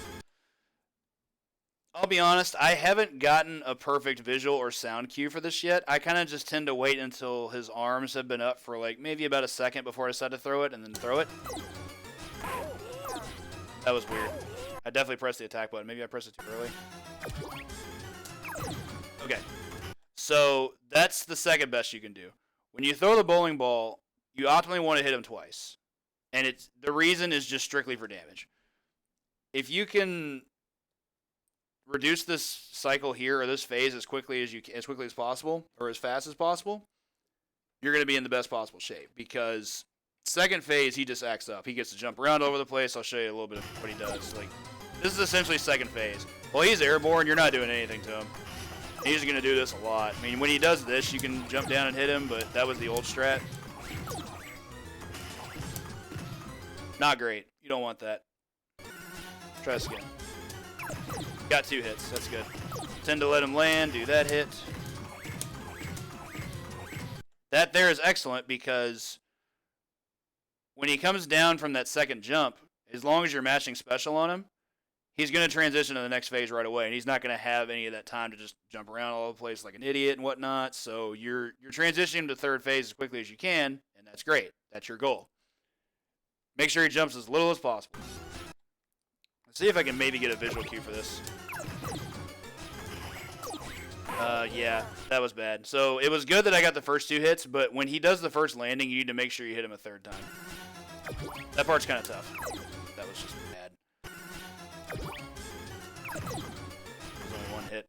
It's tough. Like, I'm not gonna lie when I say that this is gonna take some work, because in order to be able to hit him twice, you have to throw it in time for him to be able to recover out of these iframes that are part of the transition, and before he jumps. So you can lose out on a lot that way. Try it again. Got him there. Sucks I missed that there. Really bad execution there. Got the 2 hits. That. Yeah, that's about as good as it's going to get. I'm just going to finish the fight from here. Third phase is nothing horrific. He's going to shoot missiles at us, but if we can cause him to go into hit stun before the missiles come out, we're good to go. In fact, even though I got the cycles there that I wanted, that was still really bad because I missed 2 special inputs. You actually don't have to do specials here to do damage. At least not when he's in transition, because he's actually not going to take damage from that. He just is invincible. He looks like he's still getting hit, but he's not. I just do it for rhythm purposes. Show that off again. Hits. Forgot to mention, that's also tough. You want to make sure you're slipping in there right as he lands, but before you can get hit. Not easy. That's the other hard part of it.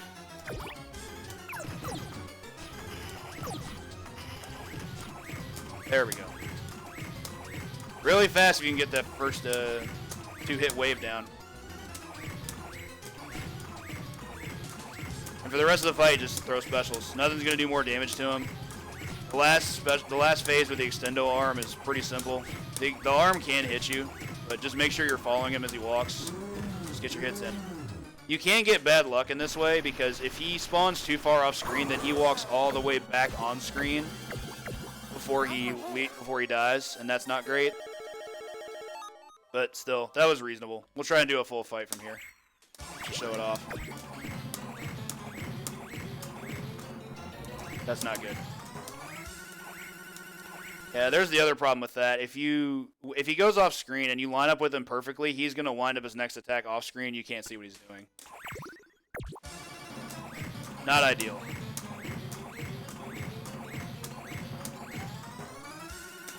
I try to move on Z-axis to try to get away from that.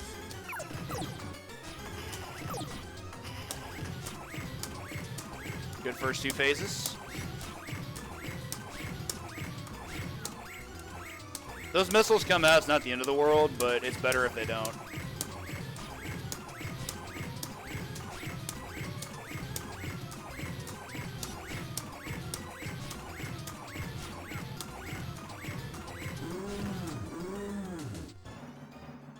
Pretty bad luck there with the despawn, but still a good fight.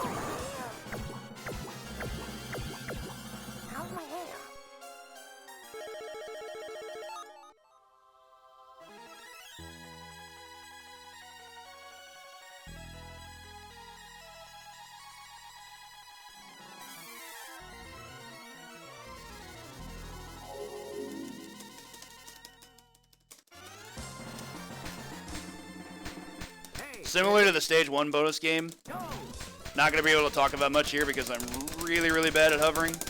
As mentioned, I will include the Dark Alexander tutorial video that he sent me.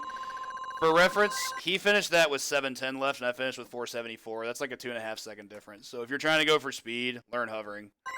Really good. Hey, Murdoch, thank you. All right, on to Channel 6. Which is a total failure as Stage 7, in my opinion. This stage, I don't actually think is that difficult for an in-game stage. It does have some issues, but we get one very big advantage, and that's that we actually get a sub-weapon for essentially the entire stage, and that's really powerful. For the first segment, you've got 5 enemies, I think, and I just try to kill them as quickly as I can. That pink shirt guy trolled me. That pink shirt guy really trolled me. That again. What I do then is grab the bowling ball, immediately throw it right, walk forward, kills everything in our path, and then now we have a hammer. Hammer's really good. It's going to do a lot of great things for us.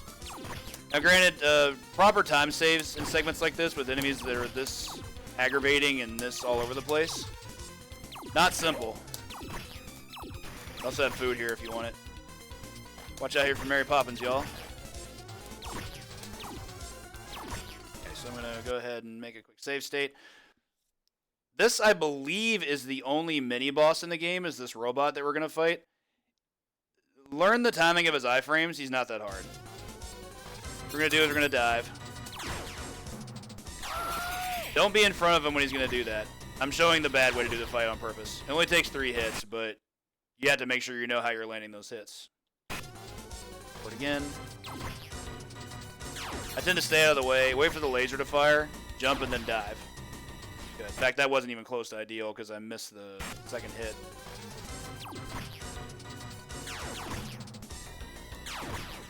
Generally, if the laser sound comes out, you're set. That's interesting. I have seen that guy despawn before, so that's familiar. So I haven't decided if I haven't been able to determine if it's faster yet.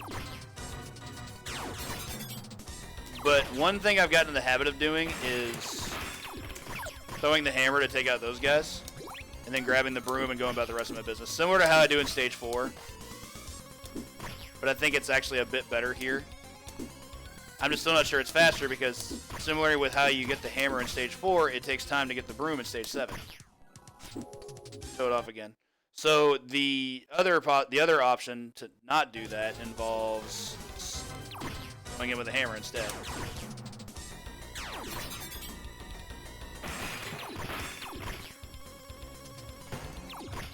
I've also seen some strats where you can just not spawn the guy at the top. I think Xerxes has done it. I don't quite know how to do it.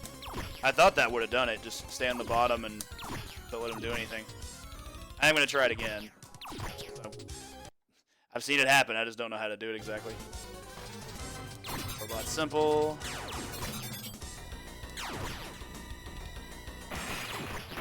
Hammer's just too good.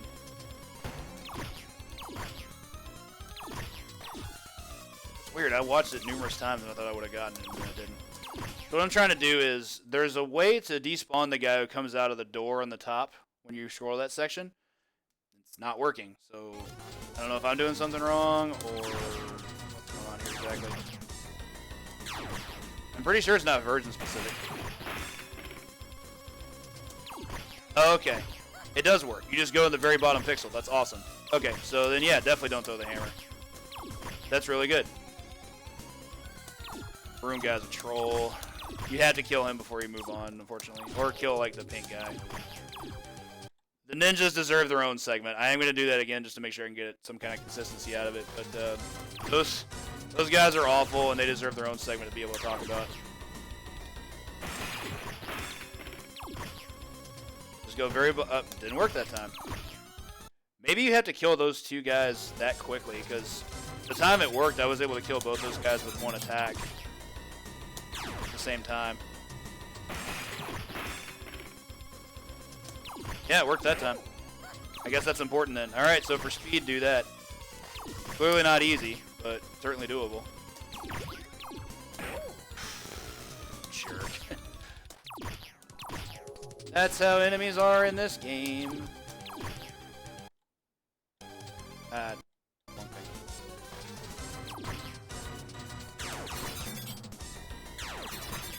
Yes, they are. Yeah, like, I guess if you... The only way I've been able to get that despawn is if I get exactly a double kill on those 2.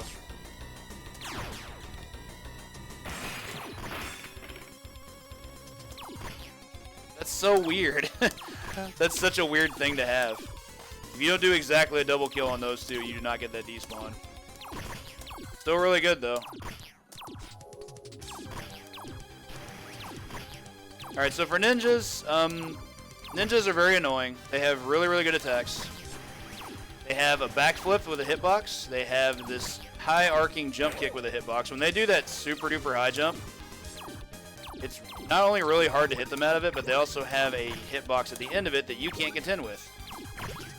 You actually just cannot hit them out of that if they're going to be there. I should have definitely created a save state here. In terms of optimization, there's only a couple of things I can really discuss. First, the big one being spawning the boss and then taking out these guys because you don't lose time that way. I mean, the boss is going to spawn anyway, so you might as well kill enemies while it's happening, right?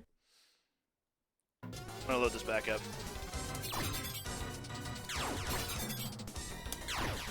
I'm going to save that because I want to practice that a little bit. Rude. That was terrible. That guy's most assuredly going to spawn after how bad I messed that up. That's so weird.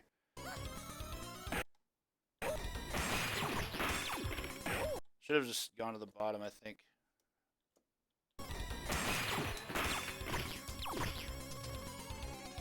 That's so bizarre. What an oddly specific thing you have to do.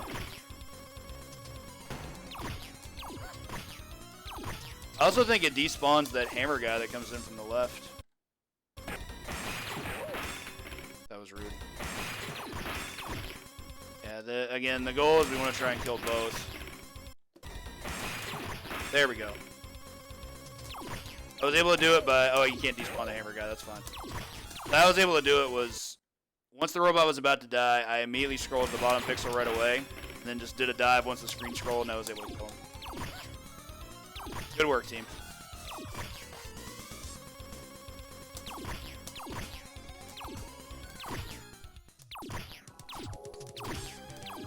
So what I tend to do with these guys, the guy crawling up in the back is completely invincible while he's crawling that. Dives are your best friend here, but they can be beaten. That I don't even understand. Why that didn't hit is completely beyond me. That was an insane anti-air. I'm trying here. I killed that guy way too late. Okay, so prior to ninjas, I'm going to make a save state. I meant to do that, I just forgot.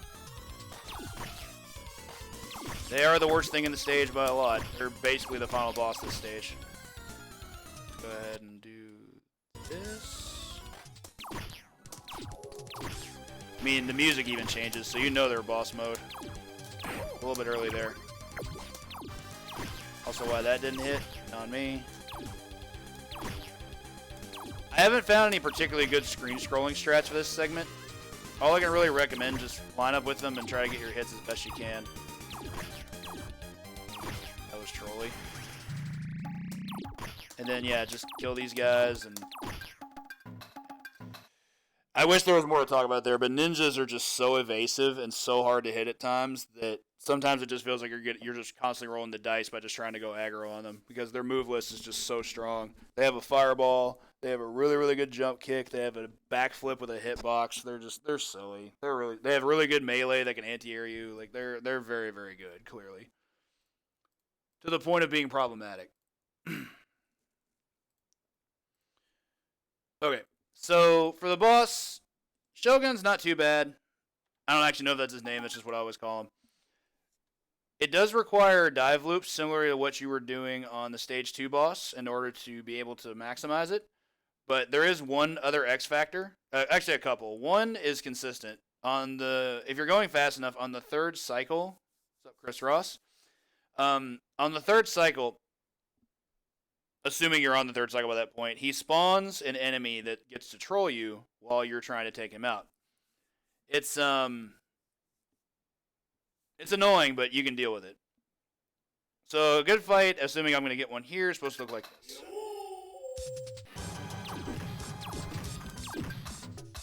Supposed to be only one melee hit, but that's still okay. Yeah, there's that guy. That could be a problem. Managed to get both of them there. Okay, that was actually very good. The second X factor, as I was talking about, is the fight is supposed to last exactly 5 cycles of 3 hits at a time. You always want this to happen, but unfortunately, that's not always going to happen because this guy has associative RNG with him. What he can do on the 5th cycle sometimes he does, sometimes he doesn't, is on the very last hit, regardless of how you hit him, he can jump cancel out of the hit to extend his life cycle by another 3 hits. Sometimes even more. If he goes to a 6th cycle, he can jump cancel out of that again to go to a 7th cycle. 7th is the finale. If it goes all the way to 7 cycles because he decides to be that much of a jerk, it only takes one more hit to kill him. Of course, you don't want to go in that long because that's just losing time, but sometimes you don't have as much control over it as you'd like. Let me see if I can show off some examples of things that can happen if things go wrong.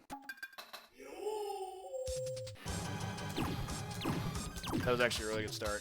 That's the jump cancel I'm talking about. It looks exactly like that. If he gets knocked down, you're golden.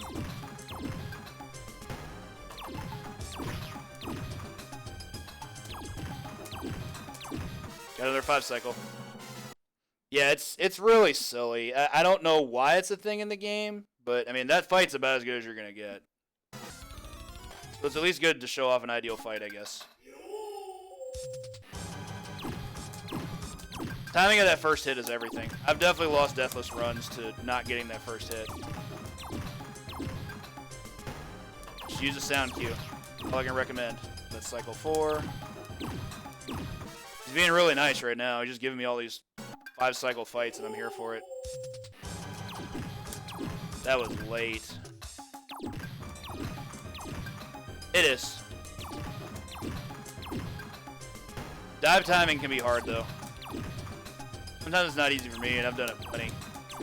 Yeah, I'm still getting these 5-cycle fights. I wish I was getting a little bit of bad RNG to show what it can look like, but I mean, everything he's giving me is as good as I can hope for. Did not hold left. That's my bad. Now that guy's going to show up a little bit earlier, and I don't want that.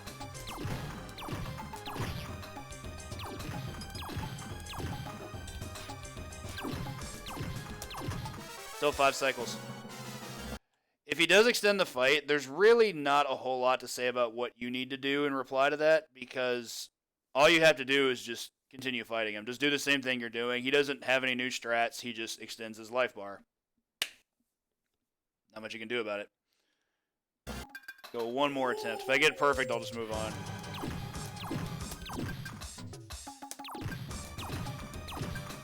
Tend to do these loops into the corner. These are really, really good. That's the best way to do continual damage to him. Look, early there. Quick Carlitos. Get that guy out of here. Alright, so couldn't show off any bad luck scenarios, but even if you get the bad luck, just continue to do what you just did there. Let's move on to our last stage. There's going to be a lot to talk about here.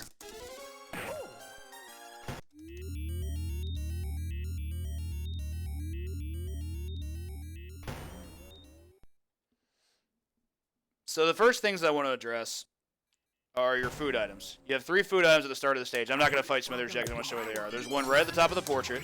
There's one right above the light. And there's one like up to the top left of that disc-shaped object on the wall. Show that again. I tend to go for at least one of these at the start of the fight just because I had the time to do it. The one on top of the portrait is the hardest to hit. It has the highest hitbox. But also potentially the most advantageous because it's the hardest to get once the burns fight starts. There's no reason not to have the temporary health. I'm gonna go snag one. And we'll talk about the Smithers fight. Alright, so Smithers. This fight's tricky. You can be somewhat consistent with it, but his behavior is really erratic. And a lot of it depends on how you react to what he does. I do expect to take at least one hit in this fight. In fact, there's one specific part of the fight where I actually don't mind taking a hit because it means that the fight is going as it should. So the very start of the fight is what you want. You want 5 special attacks. Okay, we got our 5. Now when he gets up, what I'm going to do is I'm going to take just a basic melee swing. That causes him to go invincible and swipe the cape. What I'm then going to do is come back down and special him. I'm going to do it again. Oh, I didn't want that. I'll try and show it again, but what I wanted was that. That should have probably hit me. This is not going as it should, but that's probably okay. Alright, we'll be able to finish him from here. Once you get past those 4 cycles of single hits, then you can just finish them off. Not that difficult, oddly enough. Let's go ahead and try it again. Welcome to my world.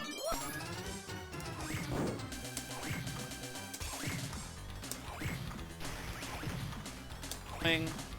That wasn't supposed to hit him, but okay. Swing. Now this time he's supposed to hit me. Or I'll just pick up the bomb by mistake, I guess. I don't really want to pick up those bombs because they can cause things to get really strange.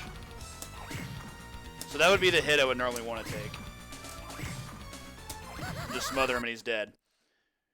Once you get past the first, you got first cycle of 5 hits, and then 4 cycles of a single hit at a time, and then one last cycle of 5 hits, and then he's just dead.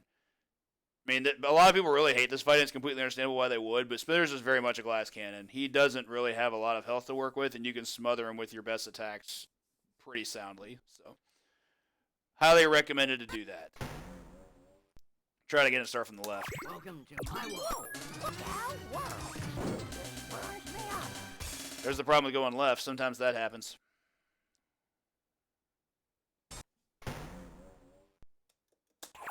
Welcome to my world. I don't really like going left just because of how the cherry bombs are positioned. I prefer to go right. Do that. Got away, so I get to hit him for free. That's fine. That's not what I wanted. Not how things are supposed to go. Finish him anyway.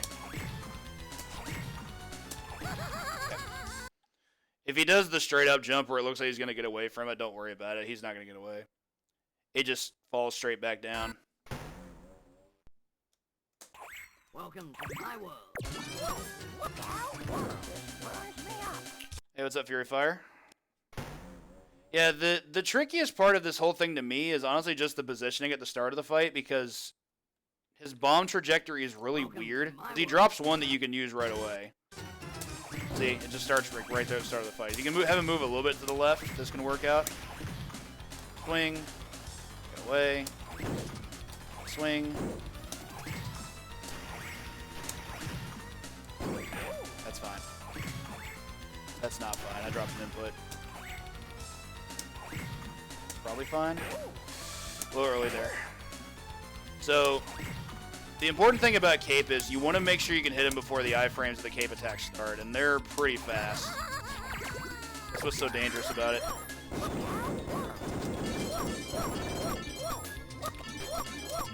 This is legitimately one of the reasons I like Marge, and I didn't talk about this at the start of the tutorial. One of the biggest differences between the four characters is their pickup speed, and I actually frame counted all of it before I started today. Marge has the fastest pickup speed by 2 frames. I figured she and Lisa were going to be pretty close to even, and they are, but Marge is a little bit faster. Marge's pickup speed is 20 frames, which is a third of a second. Lisa's is only slightly slower at 22. Homer's is 30 frames, so half a second. He's the third worst, which is, it's not great, but Homer's already like not a great character, so that's like certainly not the least of things he has going for him. And Bart is by far the worst for pickup speed, which pickup speed only matters for items that cause a word balloon to appear over your head. So that includes any and all food, which is very important there because you're just harvesting after you kill Smithers. Like, you're just farming like crazy. The hammer in stage 2 and the slingshot in stage 5.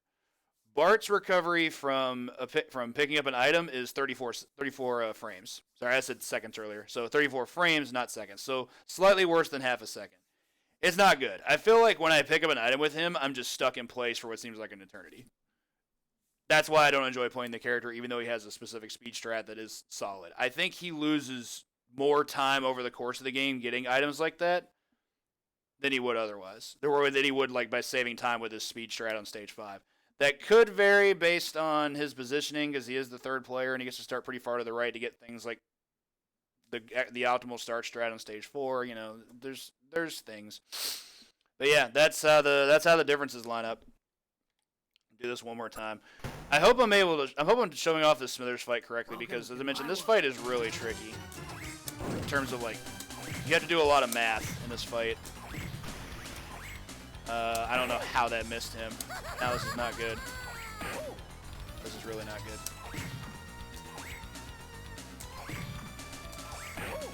I expect to get hit there. I want to get hit there. I disagree. I don't think I was a cycle behind. Alright, I don't know what happened here. Like, I got hit one time and suddenly everything got thrown off, and I guess that's standard. Welcome to my world.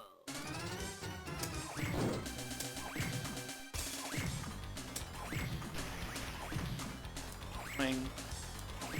Cause him to whiff. Want him to get away. We got a hit out of it at least. That's fine. I expect to get hit there. Did not want to pick that up. Here's another thing that you probably picked up on from me doing these attempts. bombs cause problems. And I don't mean the ones he throws that can damage you. I mean the ones that he throws that can cause you to pick them up. You're much better off hitting him with what you have than you are with a bomb. And sometimes a item pickup will overlap what you're trying to do, and that can really disrupt things. Trying to space things out a bit better is certainly something you can do, but that can cost you time. If you're just trying to 1cc it, then it's probably optimal, but I don't know. I tend to try to just go with the flow, and sometimes that causes stuff like this to happen. Try again. Welcome to my world. Try to the right this time. That should work.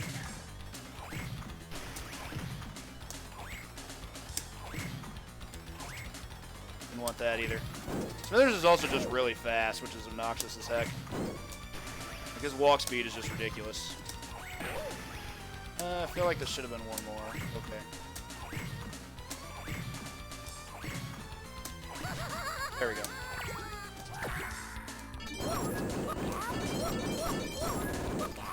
Marge just gets to go ham with some food. Go one more. That still wasn't optimal. I think you had to have 5 one-cycle hits as opposed to 4. I thought it was 4. That was just poor, so no. No, thank you. Welcome to my world. That was probably about frame perfect for that hit. Didn't like getting hit there, but I think I can make this work. 2. I expect to get hit on the 3rd. Don't want him walking away like that.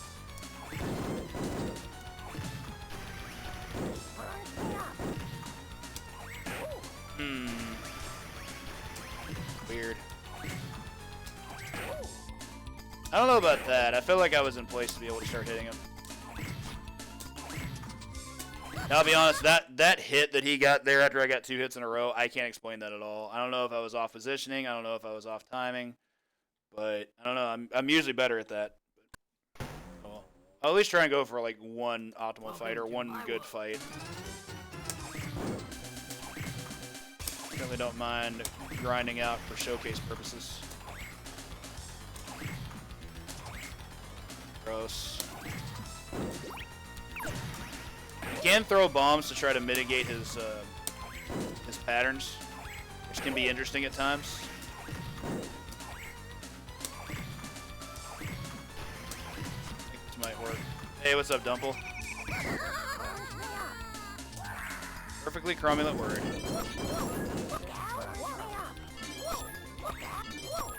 Okay, so I'm going to go ahead and move on from there. Marge has my favorite Burns fight because she gets to start all the way to the left and therefore has complete spatial control over what she wants to do. Homer also very good. Bart has some rhythm issues for me, but anyone's better than Lisa. Lisa, unfortunately, being all the way on the right, does have some issues with this fight because she has to move all the way to the left to be able to set him up for this. This fight's really technical. There are a number of things that you can do to make sure you can set Burns up for the fastest possible kill or the most efficient possible kill, I should say. The hard part is that you need to make sure you do it correctly, because if you don't, then you're probably going to die. And if he gets out of what you're trying to kill him with in the last, like, I don't know, 2 to 3 phases of the fight, then there's a very good chance you just lost the credit. It's hard. So let's go ahead and try to set this up. I'm going to try to split this up between phases. There's a few things you can do for the first phase. What I used to do was just 8 specials. And that puts him immediately into phase 2. That is definitely a strat you can do, but it does have its downsides. If you hit him with 8 specials in a row and he doesn't hit you back, he's not very close to the wall. You want him at the wall here. So that's one strat you have. The strat I prefer to go for involves 3 melee hits. Got 6 instead, and then finish him with specials. See, it took a little bit longer, but now he's at the wall. This is great. This is exactly where we want him to be. In fact, I'm going to go ahead and make a save state. Did not want that. That's okay. Welcome to your grave, sucker.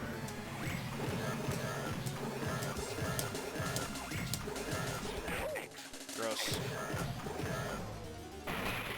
Okay. So this is probably not going to be optimal for positioning, but I am going to try it. To me, phase 2 is when the fight really starts. Because once you have him in this position, then you can set him up for just a basically a stun lock kill that functions similarly to an infinite, but it's not quite an infinite because he can break out of it. But as long as your timing is good and your positioning is good, he shouldn't be able to. So let's see if I can get it from here. Probably not going to be able to, but it's worth a try.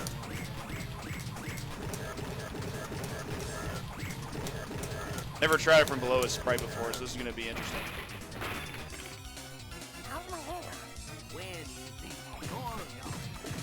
Yeah, that's why I don't like having to do that there. I'd rather him be stuck in a place where he can try to move around me, and there he's not going to do that. He's on the very top pixel. He's just going to work his way around. So let's go with something different. I'm going to let him move down here just a little bit. This is a much better setup. Gross.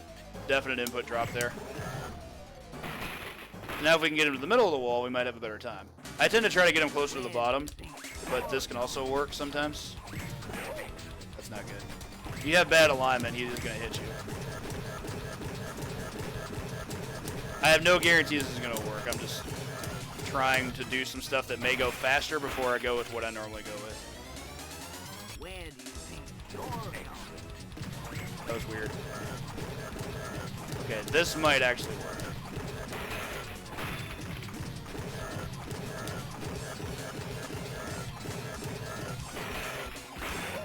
That's not good either. Him hitting it out of that was bad, but I had enough light to be able to recover, so. And this is how it works. This is just how the rhythm of the fight works. Nothing super deranged or super hard about it. Just make sure you maintain rhythm with attacks. That's probably the best setup I've ever gotten. Just right to the middle of the wall. Not bad. And for those that are speedrunning it, time is when Maggie lands on burns. So let's try that again. I actually really like that. What I normally do, this is another strat you have. I have much easier synchronicity with this, is to get him all the way to the bottom.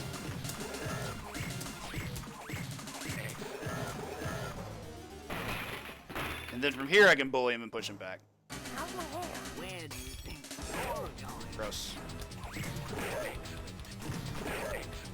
Not quite. It wasn't a game. Just teaching. The bookcase is generally my preferred setup spot because I had the most consistency there, but it does have issues. Particularly when it comes to just getting him down here.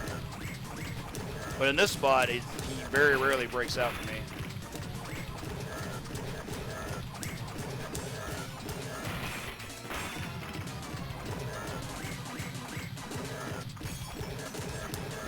If you're really, really good at math and really fast, you can do a special for the last hit to cover the last 3 hits, and that will end the game faster.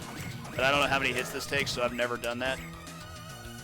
If that's something you want to do, by all means, have at it. That's my most consistent setup. When you can get him down at the bookcase, he has a much harder time breaking out. I knew there was a way to do it at the middle of the wall, but I never really tried to flesh it out until just now. So yeah, that worked out pretty well. Now, I am going to reluctantly show what are some things you can do if he does get out of that. Hey, what's up, Toolbox? They're certainly going to make it a lot more difficult, but if you can, with proper manipulation, you're going to do just fine there. It is going to require practice. It required me a lot of practice, especially when I was playing it on digital download version. But it's a great tool. I think there's only like 2 of the top 3 runners that are able to nail it pretty much always. I don't even think I've seen Zersh get it that often. The last time we raced, for example, he beat me by 9 seconds and would have done it by more if he'd gotten the infinite, but I came back in like a roaring fashion with that, even though I didn't win. I was just so far behind him going into stage 8 because I had like really bad stage 5 and 6 that the infinite just covered that much time. Do it again. I'm going to try and get him to the center again here. Gross. Did not want to scroll that far. Okie dokie.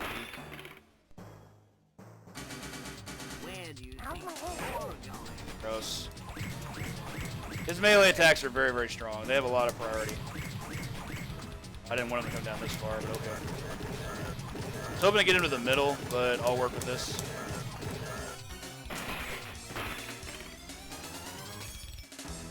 far as the hits, just what I do is I time it out with the audio cue. Like, as soon as I hear a hit, I go for another hit.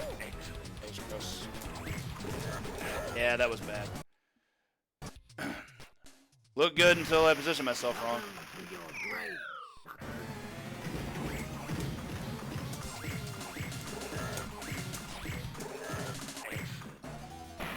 Don't know if this is far down enough. It might not be. Where do you think you're going? That's clearly not good. Yeah, no matter what you do, the key is just get him to the wall. If he's not at the wall, you can't combo him to death.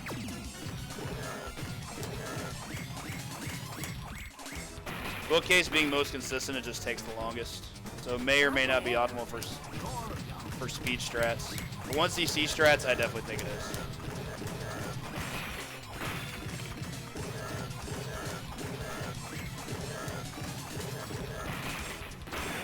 Gross. If you're quick enough, you can dive right back into that. But if he does cause a knockdown, that's going to be a bit tougher, and you might be able to recover. Just make sure you're just paying attention, and you're just right back in there as soon as you can. That's really all I can say. Like, it's just... You just have to be able to go back in. Alright, so... Let's, yo, Toolbox with the Twitch Prime sub. Thank you so much. I do have alerts turned off at this time for the purpose of the tutorial, so I do appreciate it. Thank you.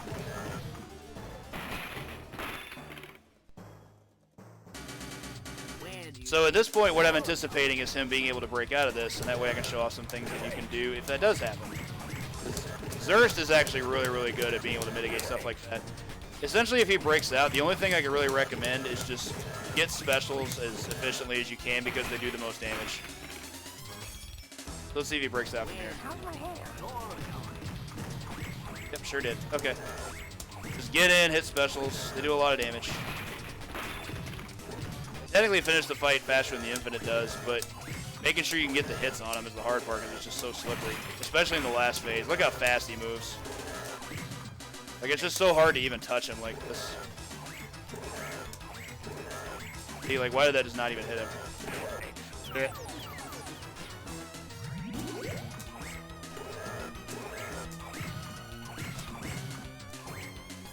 I don't think I've ever gotten a deathless run where he broke out. I have 1cc'd it with a breakout, but not a deathless. Yeah, see, that's why I prefer to make sure I can combo him to death. Granted, I mean, the specials do more damage than, you know, just clubbing him to death with a vacuum, but definitely not that efficient. So if that happens, all I can say is best of luck. Just do what you can. Will happen from time to time. May try to hit up Zurst to see if he has anything else to offer about that. That's gross. It was early there.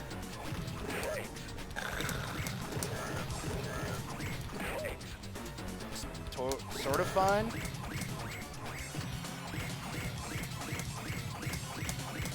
If I could do the rest of this damage list, that would be insane. Probably not going to happen, but we'll try. Only other thing I can say about the Infinite in general is positioning of where your character is in relation to Burns is by far the most important aspect of it. You can't be too far above him, and you can't be too far like near or too close to his sprite to be able to make sure you get the hits, because then he's going to hit you. You have to be like, I couldn't gauge how many pixels it could be, but it's the position I'm in right now is actually really good. I'm just far enough above him where I can hit him first, and if he tries to retaliate, then my next hit is going to be able to get that hit. Also, Carlitos and Matt Rob 24, thank you for the follows. All right, see if I can maintain the rest of this. Okay, that didn't work. But I still have another life to do. It's still 1cc at this point. Sucks if you take a death, but come right back over here. This is going to be one of those cases where I wish I had proper backup strats to teach, and I certainly did my best in trying to show what you can do in terms of hits, but this is the only strat I've ever known for being able to deal with Burns, and I'm not going to be that great at teaching anything as a backup. But learning the Infinite is incredibly valuable here. It'll let you do a lot of things with every character. A lot of really, really good things. I don't think if there's anything else specifically there that I want to cover. Yeah, I mean, it's just without the infinite, and even with the infinite, it's just a hard fight. Like a really, really hard fight.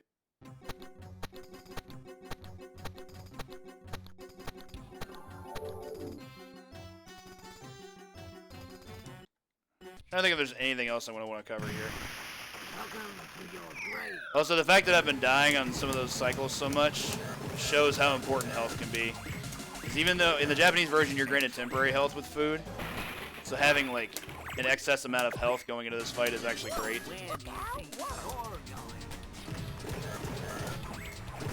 Yeah, as far as your setups, I say practice whatever makes you feel more natural.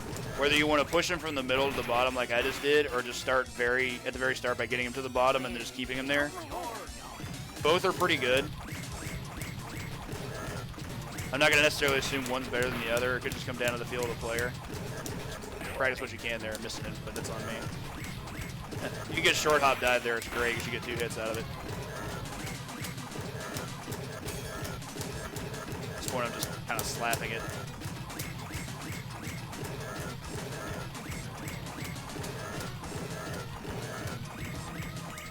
Yeah, I wish there was more I could say about it. It works the same with all characters.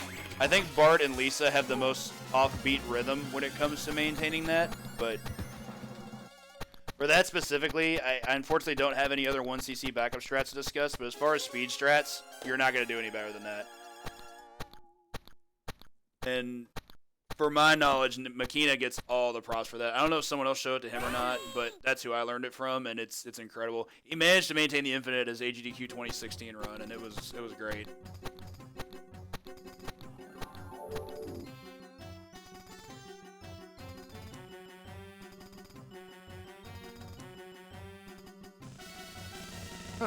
Appreciate it, Dark Alexander. Thank you. Other than that, I don't think there's anything else to cover. I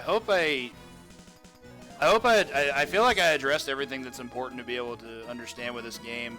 If there were any other questions from anyone who's aspiring to run this game, I'll be happy to answer them at this time. Other than that, if any pop up, feel free to comment on the YouTube link, which I will be posting in both my Discord as well as the Simpsons Arcade Discord. In fact, for anyone interested in learning this game, let me go ahead and post that real quick.